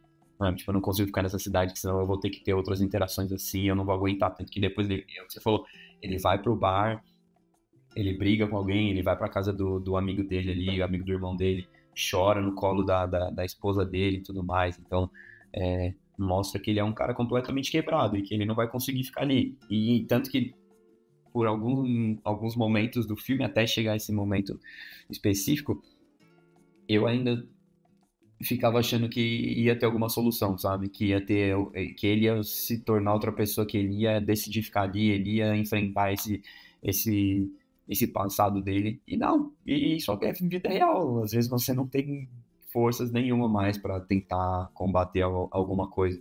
E é o que acontece com ele, né? Até porque ele meio que esgota as opções dele, né? Porque, tipo assim, o Patrick tem a mãe dele, eles vão até visitar a mãe dele, né? Pra ver como que ela tá, porque, de novo, ela tinha problema com drogas, problema com bebida. Ela casou, virou crente, sei lá, virou religiosa lá. Eles vão na casa dela. O Lee já tá meio preocupado até, não quer deixar ele ir, porque ele conhece, ele não gostava muito da mãe dele, né? A gente vê nos flashbacks. Mas o Lee tá preocupado. Eles vão lá, deixa o Patrick lá. E aí, inclusive, o marido dela é o Matthew Broderick, o Ferris Bueller, mas não tem nada de Ferris Bueller.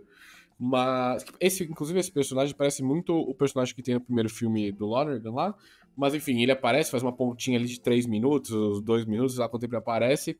Mas, enfim, ele vê, até o Patrick percebe que a mãe dele não tá pronta também. Ou esse cara aí, ele é meio cuzão também, manda um e-mail avisando, tipo, melhor você ficar longe da sua mãe, que ela tá bem aqui, cara. Me avisa se você quiser falar com ela. Enfim, aí ele tá esgotado, ele não tem mais o que fazer, né? Ele não tem outras pessoas. Mas o Lee, no mesmo tempo que ele tá preocupado, porque o Lee é uma boa pessoa, dá pra ver, né, que ele não é maldoso nem nada. Ele é uma boa pessoa. E aí você vê que ele esgotou, e aí chega pra mim, de novo, tem várias cenas que são, pô, icônicas nesse filme. Outra cena pra mim que é magnífica, magnânima, que é a cena que ele tá jantando, né, com o Patrick, e aí ele fala que, enfim, ele conseguiu arrumar uma solução, que tem os amigos dele que queria pedir pra adotar ele lá, enfim, porque os filhos dele iam pra faculdade. E aí ele ia conseguir ter um tempo, um espaço, acabou que o pai do Patrick também deixou uma graninha, enfim, ia dar tudo certo. Então ele conseguiu, falou com eles lá, ele abriu o coração para esses amigos lá e falou, pô, não consigo, não dá. E aí ele chega na hora de comunicar pro sobrinho dele que ele vai não separar. O Patrick vai para um lado, ele vai pro outro. Não no sentido de nunca mais vão se ver, não é nada disso, a gente depois pode falar sobre o final, mas não é sobre isso, mas é sobre ele não vai ser mais o tutor legal dele. E aí ele fala, eu não consigo lidar. Pra mim tá aqui é uma merda, eu odeio tá aqui. Ele não fala exatamente com essas palavras, é uma merda tá aqui, mas ele fala, eu não consigo lidar com isso, não consigo lidar com isso. Então a gente vê que é isso. O cara não tá pronto ainda. E não adianta também o cara se forçar a ficar pronto, passar o luto mais rápido que ele, pra ele, tipo, tá nesse lugar. Porque imagino que, tipo, o cara tem que se colocar nesse lugar de novo, paterno, sabe? Figura paterna. E, pô, o cara tá zoado, o cara não quer, o cara não consegue superar. Então aí ele toma a decisão, né, que é, enfim, vou dar pros meus amigos aqui, eles vão adotar ele pelo menos nesse período. E pelo menos ele é sincero, sabe? Tipo, ele sabe que talvez não seja a melhor coisa pro Patrick ele tá junto, porque ele tá daquele jeito. Mas enfim, é uma cena muito bonita que eles estão jantando e ele fala, eu não consigo superar, tá foda, isso aqui tudo é uma merda. É muito sincero, tá? É muito sincero. E é muito oposto do que a gente imaginaria no filme hollywoodiano, né? E esse filme é independente, né? Enfim. Mas é um filme que ele quebra a expectativa nossa. Tipo assim, não, o cara vai agora ficar com a criança. Meio Central do Brasil, sabe? Tipo, não, agora ele se apaixonou pela criança. Mas não é, tá ligado? O cara é sincero e fala, não rola pra mim, irmão, foi mal. Então, se esse filme fosse mais hollywoodiano, e não e menos indie nesse sentido, eu acho que esse filme aconteceria em outro momento da vida deles, sabe? Seria esse momento que ele quer fazer essa virada, que ele vai e fala, não, eu vou ficar aqui e tudo mais. Isso não acontece, como a gente falou, vida real, e não acontece. Esse momento é muito sutil, né? E para mim, assim, esse momento é a primeira vez no filme, talvez, que o Lee é realmente sincero, sabe? Porque ele fica fugindo do diálogo, ele foge do conflito, né? Ele foge do conflito desse diálogo com a esposa, ex-esposa. Ele foge do conflito até com o irmão dele, quando o irmão dele ainda tá vivo ali, tem um momento que eles estão conversando e ele meio que foge de um conflito, ele foge do conflito com os médicos e tudo mais. E esse momento é um momento que ele é muito sincero, que ele fala, em inglês ele fala, I can't beat it, que é isso que você falou, né, cara, eu não consigo superar. E é sutil porque ele fala essas duas frases, e essas duas frases ele fala essa frase duas vezes. E só o fato dele falar essa frase duas vezes, você já conseguiu entender que é isso, que ele fala, cara, eu não consigo viver mais nessa cidade, eu não consigo mais estar aqui, tudo me lembra os meus filhos, tudo me lembra a minha ex-esposa e tal. Com simplesmente uma frase repetida duas vezes. Mas eu acho que é esse momento, que é o momento que ele é mais sincero, que ele realmente ele chega e meio joga a armadura dele pro canto e fala, cara, eu não vou conseguir cuidar de você, eu não vou conseguir me manter nessa cidade. E aí um pouquinho depois, pro filme, ele já pra terminar o filme, eles estão andando numa rua e eles estão brincando com uma bolinha e tal. E mais uma vez um momento que é engraçado, né? Uma cena boba, assim, mas que é engraçado, porque você consegue ver claramente que a cena era pra acontecer com eles acertando, né? A bolinha indo de uma mão pro outro, só que a bolinha cai, aí a bolinha vai pra trás, aí o Patrick vai buscar a bolinha, aí joga de novo, a bolinha cai de novo, tipo, de novo, aqueles momentos, cara, é a vida real vai acontecer isso. E aí, nesse momento que eles estão conversando, o Lee fala, né? Fala, pô, peguei um lugar ali na cidade que eu vou trabalhar como handyman de novo ali, como faz tudo de novo, mas eu peguei peguei um apartamento que tem 2 quartos, né? Aí ele fala, tipo, pra quê? Aí ele fala meio tipo, pra deixar minhas coisas lá e tal, ou pra, tipo, deixar um lugar pra alguém me visitar, né? Então, tipo, é isso. No fim das contas, assim, pra mim, esses personagens, eles não têm mudanças bruscas na personalidade deles, ou de como eles vão seguir a vida deles, sabe? Tipo, eu acho que a Michelle Williams, personagem dela, a Randy, vai seguir vivendo a vida que ela viveria se ela não tivesse tido esse encontro com o Lee. O sobrinho dele vai seguir tendo a vida de ter as garotas e ter a banda e ter o rock e tudo mais, e vai se manter onde ele quer se manter, né? Que é ali na cidade. Agora ele tem o barco, agora ele já tem outras coisas que ele vai continuar. E o personagem do Lee, eu também acho que ele não tem uma mudança muito brusca. Ele ainda é um cara que ainda tá completamente quebrado. Ele ainda tá falando com o maxilar quebrado, igual você comentou. Mas tem um negocinho ali, tem uma faísquinha ali, que é esse lance dele, tipo, agora ele foi procurar um apartamento, ele procurou um apartamento que tem um quarto que o Patrick pode visitar ele e ficar lá. Em comparação com aquele apartamento dele antigo que mostra no começo do filme, que era um apartamento que não tinha mobília nenhuma, que não tinha nada, era uma cadeira, uma cama e era isso. Então, tipo, tem essa mudança sutil, que eu ainda acho que é isso, ainda não é uma mudança brusca do personagem, que o personagem não virou outra pessoa. Ele só talvez tenha dado um pequeno passo para superar esse luto que ele não tinha dado antes, então agora ele deu um pequeno passo.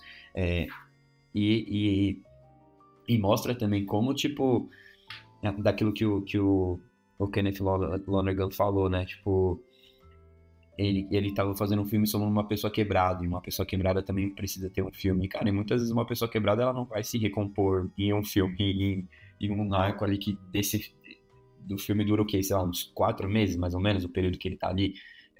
Porque a personagem da Michelle Williams ainda tá grávida quando ele chega lá, e ela já tem filho depois e tal. Então, sei lá, vamos colocar 4, 5 meses. Uma pessoa quebrada de um problema tão grande quanto o dele não vai se recuperar em 4 meses, em 5 meses. Ela talvez vai demorar mais 30 anos para se recuperar. Mas o filme se passa nesse período específico da vida, né? E que é o que você comentou, assim, não é hollywoodiano, não é um roteiro hollywoodiano, né? Não vai terminar com ele super, tipo, pô, agora eu vou voltar a viver aqui, eu tô super feliz de novo, não sei o que. Não, tipo, talvez ele só tenha dado um passo pra frente, assim, do que ele tava parado. Eu concordo 100%. Pra mim é isso também. Pra mim o final ele não correu uma jarda, mas ele correu 1 centímetro, sabe? Tipo, foi o primeiro passo pra ele conseguir, de fato, superar esse luto e, quem sabe, melhorar a vida dele no sentido de ser um pouquinho menos triste, menos apático, né?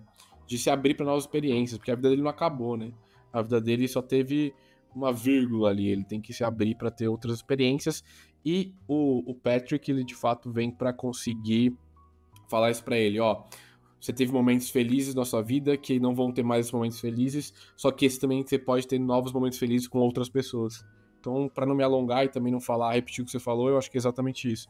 É que esse filme para mim tá nesse final, que é uma coisa sutil, é um passinho de formiguinha mesmo para uma pessoa passar por uma coisa tão triste. De novo, eu também nunca passei por nada parecido, espero não botar fogo nos meus filhos e aí não saber o que ele passou. Mas eu imagino que deve ser uma dor assim que é muito difícil, não ter como apressar ninguém para conseguir superar. E aí, para dar as minhas últimas considerações, o que eu queria falar, na verdade, para finalizar mesmo, o filme ele começa e termina com a cena do barco, né? Aí eu fiquei muito intrigado, né? Tipo, tá, beleza, vamos desacerbar aqui um pouquinho a figura do barco. E aí eu fui procurar a simbologia geral do barco, né? E aí encontrei algumas coisas legais, que é... Vou até falar um aqui, eu acho que me pegou, que é, no nível mais profundo mesmo, o barco, ele representa uma jornada pessoal de cada indivíduo, né? E como tem desafios e descobertas nesse meio tempo, e isso tá buscando um objetivo e um propósito. Então é muito louco, né? Porque, tipo, essa simbologia do barco é mais ou menos o que eles estão vivendo. Os dois estão no mesmo barco, no sentido que do luto. Os dois estão... Porque essa cena dos dois, né? No começo tá só os dois, a última cena do filme é os dois pescando. E o barco é a última coisa que sobrou meio da família deles, né? Porque todo mundo morreu, só sobrou o Patrick e ele. Então, o filme começar com o barco de uma maneira feliz, né? Os dois brincando ali, zoando. E aí, no final, terminar com o barco também de novo e os dois pescando junto ali. Pra mim é muito isso, né? Que seguir a vida e esse barco de você encontrar... Essa jornada pessoal que você tá seguindo... Tipo, os dois ali estão juntos nessa mesma. Porque acaba que eles são o resto da família que eles têm. Então, pra mim, simboliza essa união dos caminhos deles, né? Então, eles vão estar juntos, independente do que seja, porque, de novo, é o resto da família que sobrou deles. Então, provavelmente não foi... Acho que não foi... Se bem que é psicólogo, né? A família é psicóloga, talvez ele tenha pensado numa coisa mais simbólica, arquétipo, assim, de barco. Mas eu achei interessante começar e terminar com o barco, né? Que é isso, justamente você tá à deriva do mar, de alguma coisa, e aquele lugar que te mantém seguro de fato mesmo dentro do mar é um barco. E além de procura, ter ele junto, e o final é os dois pescando ali. E eu acho que é isso, não é feliz, mas também não acho que é triste. Acho que é um final digno para a história que a gente tá vivendo, e é um final que também talvez ele é modernista no sentido pejorativo, da época que a gente tá vivendo, de a gente querer resolver tudo logo, de a gente querer fazer tudo logo, acontecer logo, o cara, tipo, pô, calma, sabe? Tipo, independente se seja 1 ano, 2 anos, 3 anos, o cara tem o tempo dele pra viver aquilo. E pescar é basicamente um sentido de calma, né? Você tem que ter calma com as coisas. Enfim, não é uma coisa, não é tão dinâmica. Você joga lá. Enfim, tem vários simbolismos muito interessantes que eu consegui achar e viajar um pouco também. De novo, igual eu falo, o cinema é legal por causa disso, você consegue pegar a sua experiência e ver coisas que talvez não sejam pensadas exatamente para isso, mas a gente encontra significados que fazem sentido pra gente. Então, esse final para mim de começar com o barco e finalizar com o barco, eu acho que fecha bem para pensar que eles passaram por essa jornada que a gente tá vendo ali, né, 2 horas e 17 de filme, juntos, e eles vão estar juntos independente do que aconteça, e talvez, quem sabe, o Lee ele consegue superar e possa viver coisas boas com outras pessoas. Posso trazer então uma informação que talvez vai até complementar essa sua visão? A ideia inicial para finalizar o filme era uma cena diferente. O diretor queria finalizar o filme com uma cena que seria o Lee com a Randy e os filhos no barco, numa cena mais, um momento feliz deles, assim, porque não passa muito momentos felizes deles, passa uma cena deles juntos, na verdade, né, que é quando ele tá pescando com o irmão e com o sobrinho, ele volta pra casa, os filhos estão ali, ele brinca com os filhos, o bebê tava dormindo e tal, então o diretor queria finalizar com essa cena que ia mostrar, como que era feliz, né, esse relacionamento deles ali, essa família deles. Só que ele queria fazer de um jeito que era uma cena mais de longe no barco e pegando, tipo, não lembro se era um pôr do sol, alguma coisa assim. E eles não tinham mais budget, eles não tinham mais dinheiro pra fazer essa cena. O que é bizarro, né? Porque o Matt Damon e o John Krasinski são produtores aí, tipo, dá uma grana pros caras, mas beleza. E ele queria finalizar com isso, só que eles já tinham passado ali do budget. É um filme que custou 9 milhões, né? Então, assim, pô, um filme bem barato aí, né, pra esses padrões. E aí ele foi por essa outra cena. Então, assim, ele também queria terminar no barco, também ia ser uma cena do barco e tudo mais. E foi por essa outra cena. E eu não sei como seria, como que eu ia receber essa cena mais feliz, mas eu gosto muito, assim, acho que esse filme tem pouco... Eu não mudaria nada nesse filme, na verdade. Se eu tivesse esse poder, né, que eu não tenho. Porque eu acho que termina nesse sentido de, tipo, você não fica olhando muito mais pro passado, sabe? Você agora tenta ter um vislumbre do futuro, mesmo que seja pouco. E eu acho que se você terminasse com uma cena, mesmo que seja uma cena feliz, mostrando que a família era feliz e tudo mais, talvez você ainda tá olhando pro passado. E eu gosto de ter terminado o filme olhando um pouco pro futuro, falando, pô, sei lá, talvez esse cara daqui décadas ele vai ser uma pessoa que vai conseguir ter pelo menos algum momento feliz na vida dele. Então eu gosto de olhar assim, mas é legal a gente pensar que o filme poderia poderia ter terminado com uma cena final diferente, né? Eu tenho só uma outra coisa, uma curiosidade aleatória, e que eu terminei o último podcast falando do Q&A, né, que eu participei com a Sofia Coppola e o Bill Murray e tudo mais, o último podcast que eu participei aqui. E eu gosto muito de Q&A, tava vendo alguns Q&As aqui do Manchester à beira-mar, e, cara, tem uma história engraçada aqui. O Lucas Hedges gravou esse filme e ele tinha terminado o ensino médio, né? O high school. E aí ele teve, durante as gravações do filme, teve o baile de formatura dele, né? E isso é bem grande lá nos Estados Unidos, né? Tem o prom, não sei o quê, tem o prom queen, a prom king lá e tal. E aí ele convidou, durante as gravações do filme, ele chamou uma garota pra ir pro baile com ele. E a garota falou sim.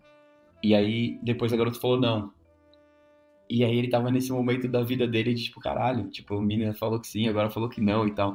E aí o Kenneth Lonergan ajudou ele, tipo, mandou uma mensagem pra menina, tipo, escreveu pelo celular dele, tipo, pô, e aí, você falou que você não ia, agora você vai e tal, pô, como assim? Vamos resolver essa situação e tal. No fim das contas, ele não foi com essa menina, ele foi com um grupo de amigos lá e tal. Mas eu achei engraçado porque mostra como que ele faz poucos filmes, né, o diretor e o roteirista, mas como que os filmes dele você consegue ver que, tipo, ele se importa muito com o filme, que ele se importa com o filme, mas com o casting também, que ele se importa com a locação, não, o lance dele ficar ligando pra ver onde fica cada lugar da cidade e tal. Uma coisa muito engraçada desse momento das gravações e tudo mais, e que mostra como que eu gostaria de ver mais filmes desse diretor, assim, gostaria que ele fizesse mais coisas que eu tivesse acesso. Mas é isso, eu acho que o filme termina super bem pra amarrar aí. Você falou tudo que tinha que ser falado do fim, dando o meu último pitaco aqui, acho que o filme termina super bem. Eu gosto sempre de fazer um exercício quando eu termino algum filme ou com alguns filmes que eu gosto muito de pensar, pô, será eu mudaria alguma coisa do roteiro? E, cara, eu acho que não. Eu acho que não mudaria nada. Esse filme, pra mim, é o filme que beira a perfeição, assim, do tipo de filme que eu gosto, que eu consumo e tal. Então, eu acho que eu não mudaria nada nesse sentido. Pergunto pra você, assim, você, tipo, mudaria alguma coisa? Você traria outro personagem? A gente brincou aqui do Ben Affleck interpretando o Lee. Você pensa em alguém, assim? Você mudaria alguma coisa nesse filme? Você mudaria alguma coisa do casting? Você traria outra pessoa? Você traria, sei lá, a Jennifer Lawrence no lugar da Michelle Williams, sei lá, tem alguém que você pensaria que entregaria mais que ela, não sei. Eu só mudaria uma coisa desse filme. Aquela cena que o Lee, ele vai na casa da amiga, namorada lá do Patrick. Constrangedora, né, essa cena. Constrangedora. Eu só mudaria isso. Mas aí, pensando em mim, assim, não bem do filme, eu só faria ele ser suportável por 1 hora pra porra do sobrinho dele conseguir fazer amor com a namoradinha dele. A única coisa que eu mudaria. Porque, velho, filha da puta, mano. Nossa, eu assisti essa cena, tipo, mano, é isso. A mãe da amiga dele lá, da namoradinha dele, tá tentando puxar o assunto, tá ligado? E o cara não ia, mano. E, tipo, o cara sabia, o cara já tava lá, ajuda o seu sobrinho, sabe? Mas eu acho que não daria nada. Eu acho que esse filme é perfeito também, no sentido de que tudo que tá lá deveria estar lá e tudo que tá lá não deveria estar lá também, sabe? Eu acho que esse filme é um dos filmes que é isso, né? Eu acho que corrobora com o fato de que os autores, os diretores, deveriam ter o último corte do filme, né? E independente do que seja. Porque o filme só é do jeito que é, porque ele tinha total controle. Se fosse de fato um estúdio grande, qualquer coisa assim, teriam cortado, teriam feito de outro jeito. Até porque esse filme foi uma máquina de ganhar dinheiro, né? Foi 9 milhões e ele faturou 79 milhões de dólares, velho. Tipo, foi 70 mil de lucro. Pega esse ROI aí no final do mês, sabe? Tipo, porra, máquina de dinheiro. E aí, por isso que eu fico pensando, todo mundo deve querer fazer filme com ele. Porque o cara, velho, 79 milhões, 70 milhões de lucro, entre aspas, assim. Mas eu acho que ele que não topa fazer mesmo. Eu acho que ele é bem cuidadoso e tomara que seja assim, porque ele parece que faz pela arte mesmo e gosta de teatro. E esse filme ainda foi vendido pra Amazon. Foi um dos primeiros filmes vendidos ali pra divisão da Amazon, né? Então, tipo, esse filme também, sei lá, ele tava meio que no lugar certo, na hora certa. Eu não sei se hoje em dia esses grandes estúdios aí iam estar afim de comprar um filme desse por uma grana dessas. Um filme tão pesado Mas como aí, esse, sabe? Só que, será que foi esse filme que abriu alas pra aquele lixo do Coda ganhar no ano seguinte? Porque foi da Apple ou da Pô, Amazon, pode não lembro, ser, sabe? da Apple, o Coda foi da Apple. Porque Ah, aquele não sei, eu filme não é gosto de horrível, lembrar desse sabe? filme, cara, desculpa. Não queria que a gente Porque é terminasse isso nessa toada aqui, nessa nota. Ele nadou de braçada. Como que é aquele bagulho? Ele correu pro Coda. Ele andou pro Coda com 5 goles. Pô, de verdade, eu não gosto de lembrar desse filme, não. Mas é isso, eu acho que, de novo, esse filme é fantástico assim mesmo. Acho que é um dos filmes, de novo, que sempre vale a pena, se você não conhece, visitar ou revisitá-lo. Acho que sempre vai crescer cada vez mais. Eu acho que o sentido de você pensar que o filme é bom ou ruim é quando esse filme fica com você, né?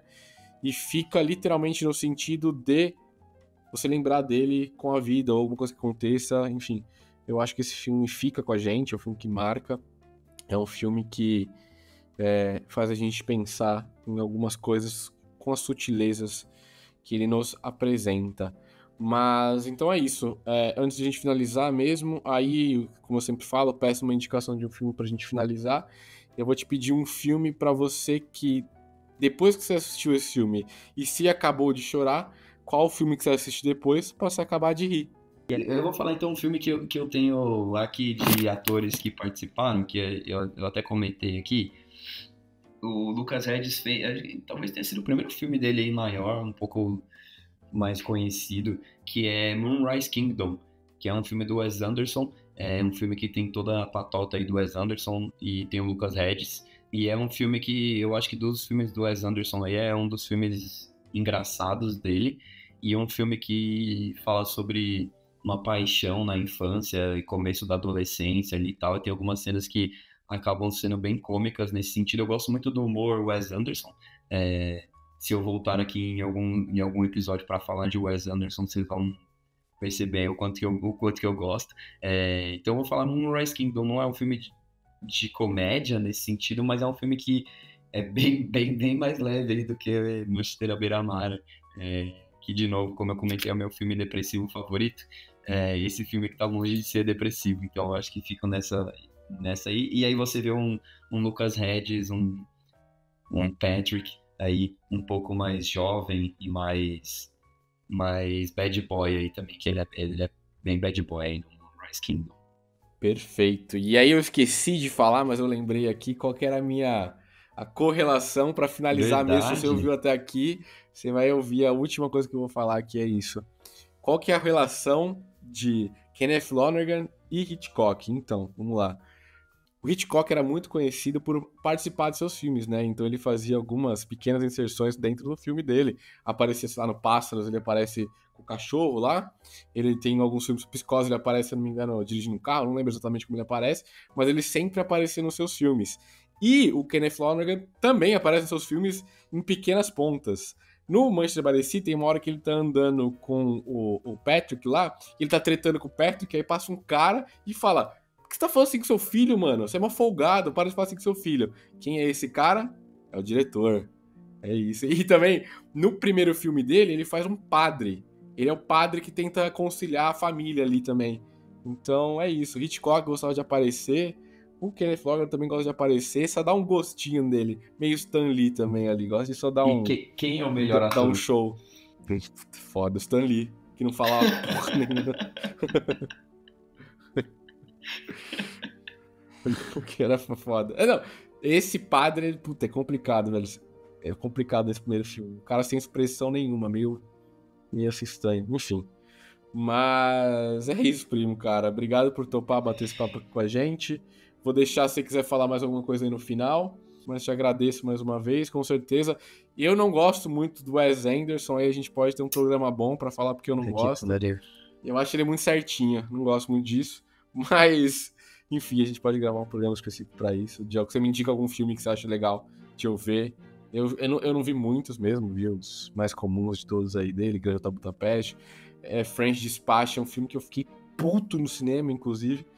Enfim, é isso. Aí depois a gente pode voltar e você me fala um filme, a gente grava especialmente dele. Mas, cara, queria te agradecer e deixar se você quiser falar mais alguma coisa antes de finalizar.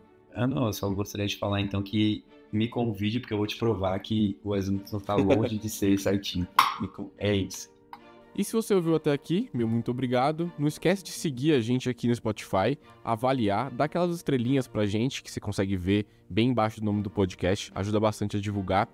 E também, se você quiser seguir a gente no Instagram, @plongecine. A gente mudou o nosso arroba, agora é plongecine, tudo junto, beleza? Se quiser mandar uma mensagem pra gente, fica à vontade de mandar um DM ou mandar por e-mail, falekomplonge@gmail.com, tá? Então é isso, pessoal. Muito obrigado por mais um episódio. Até a próxima e tchau!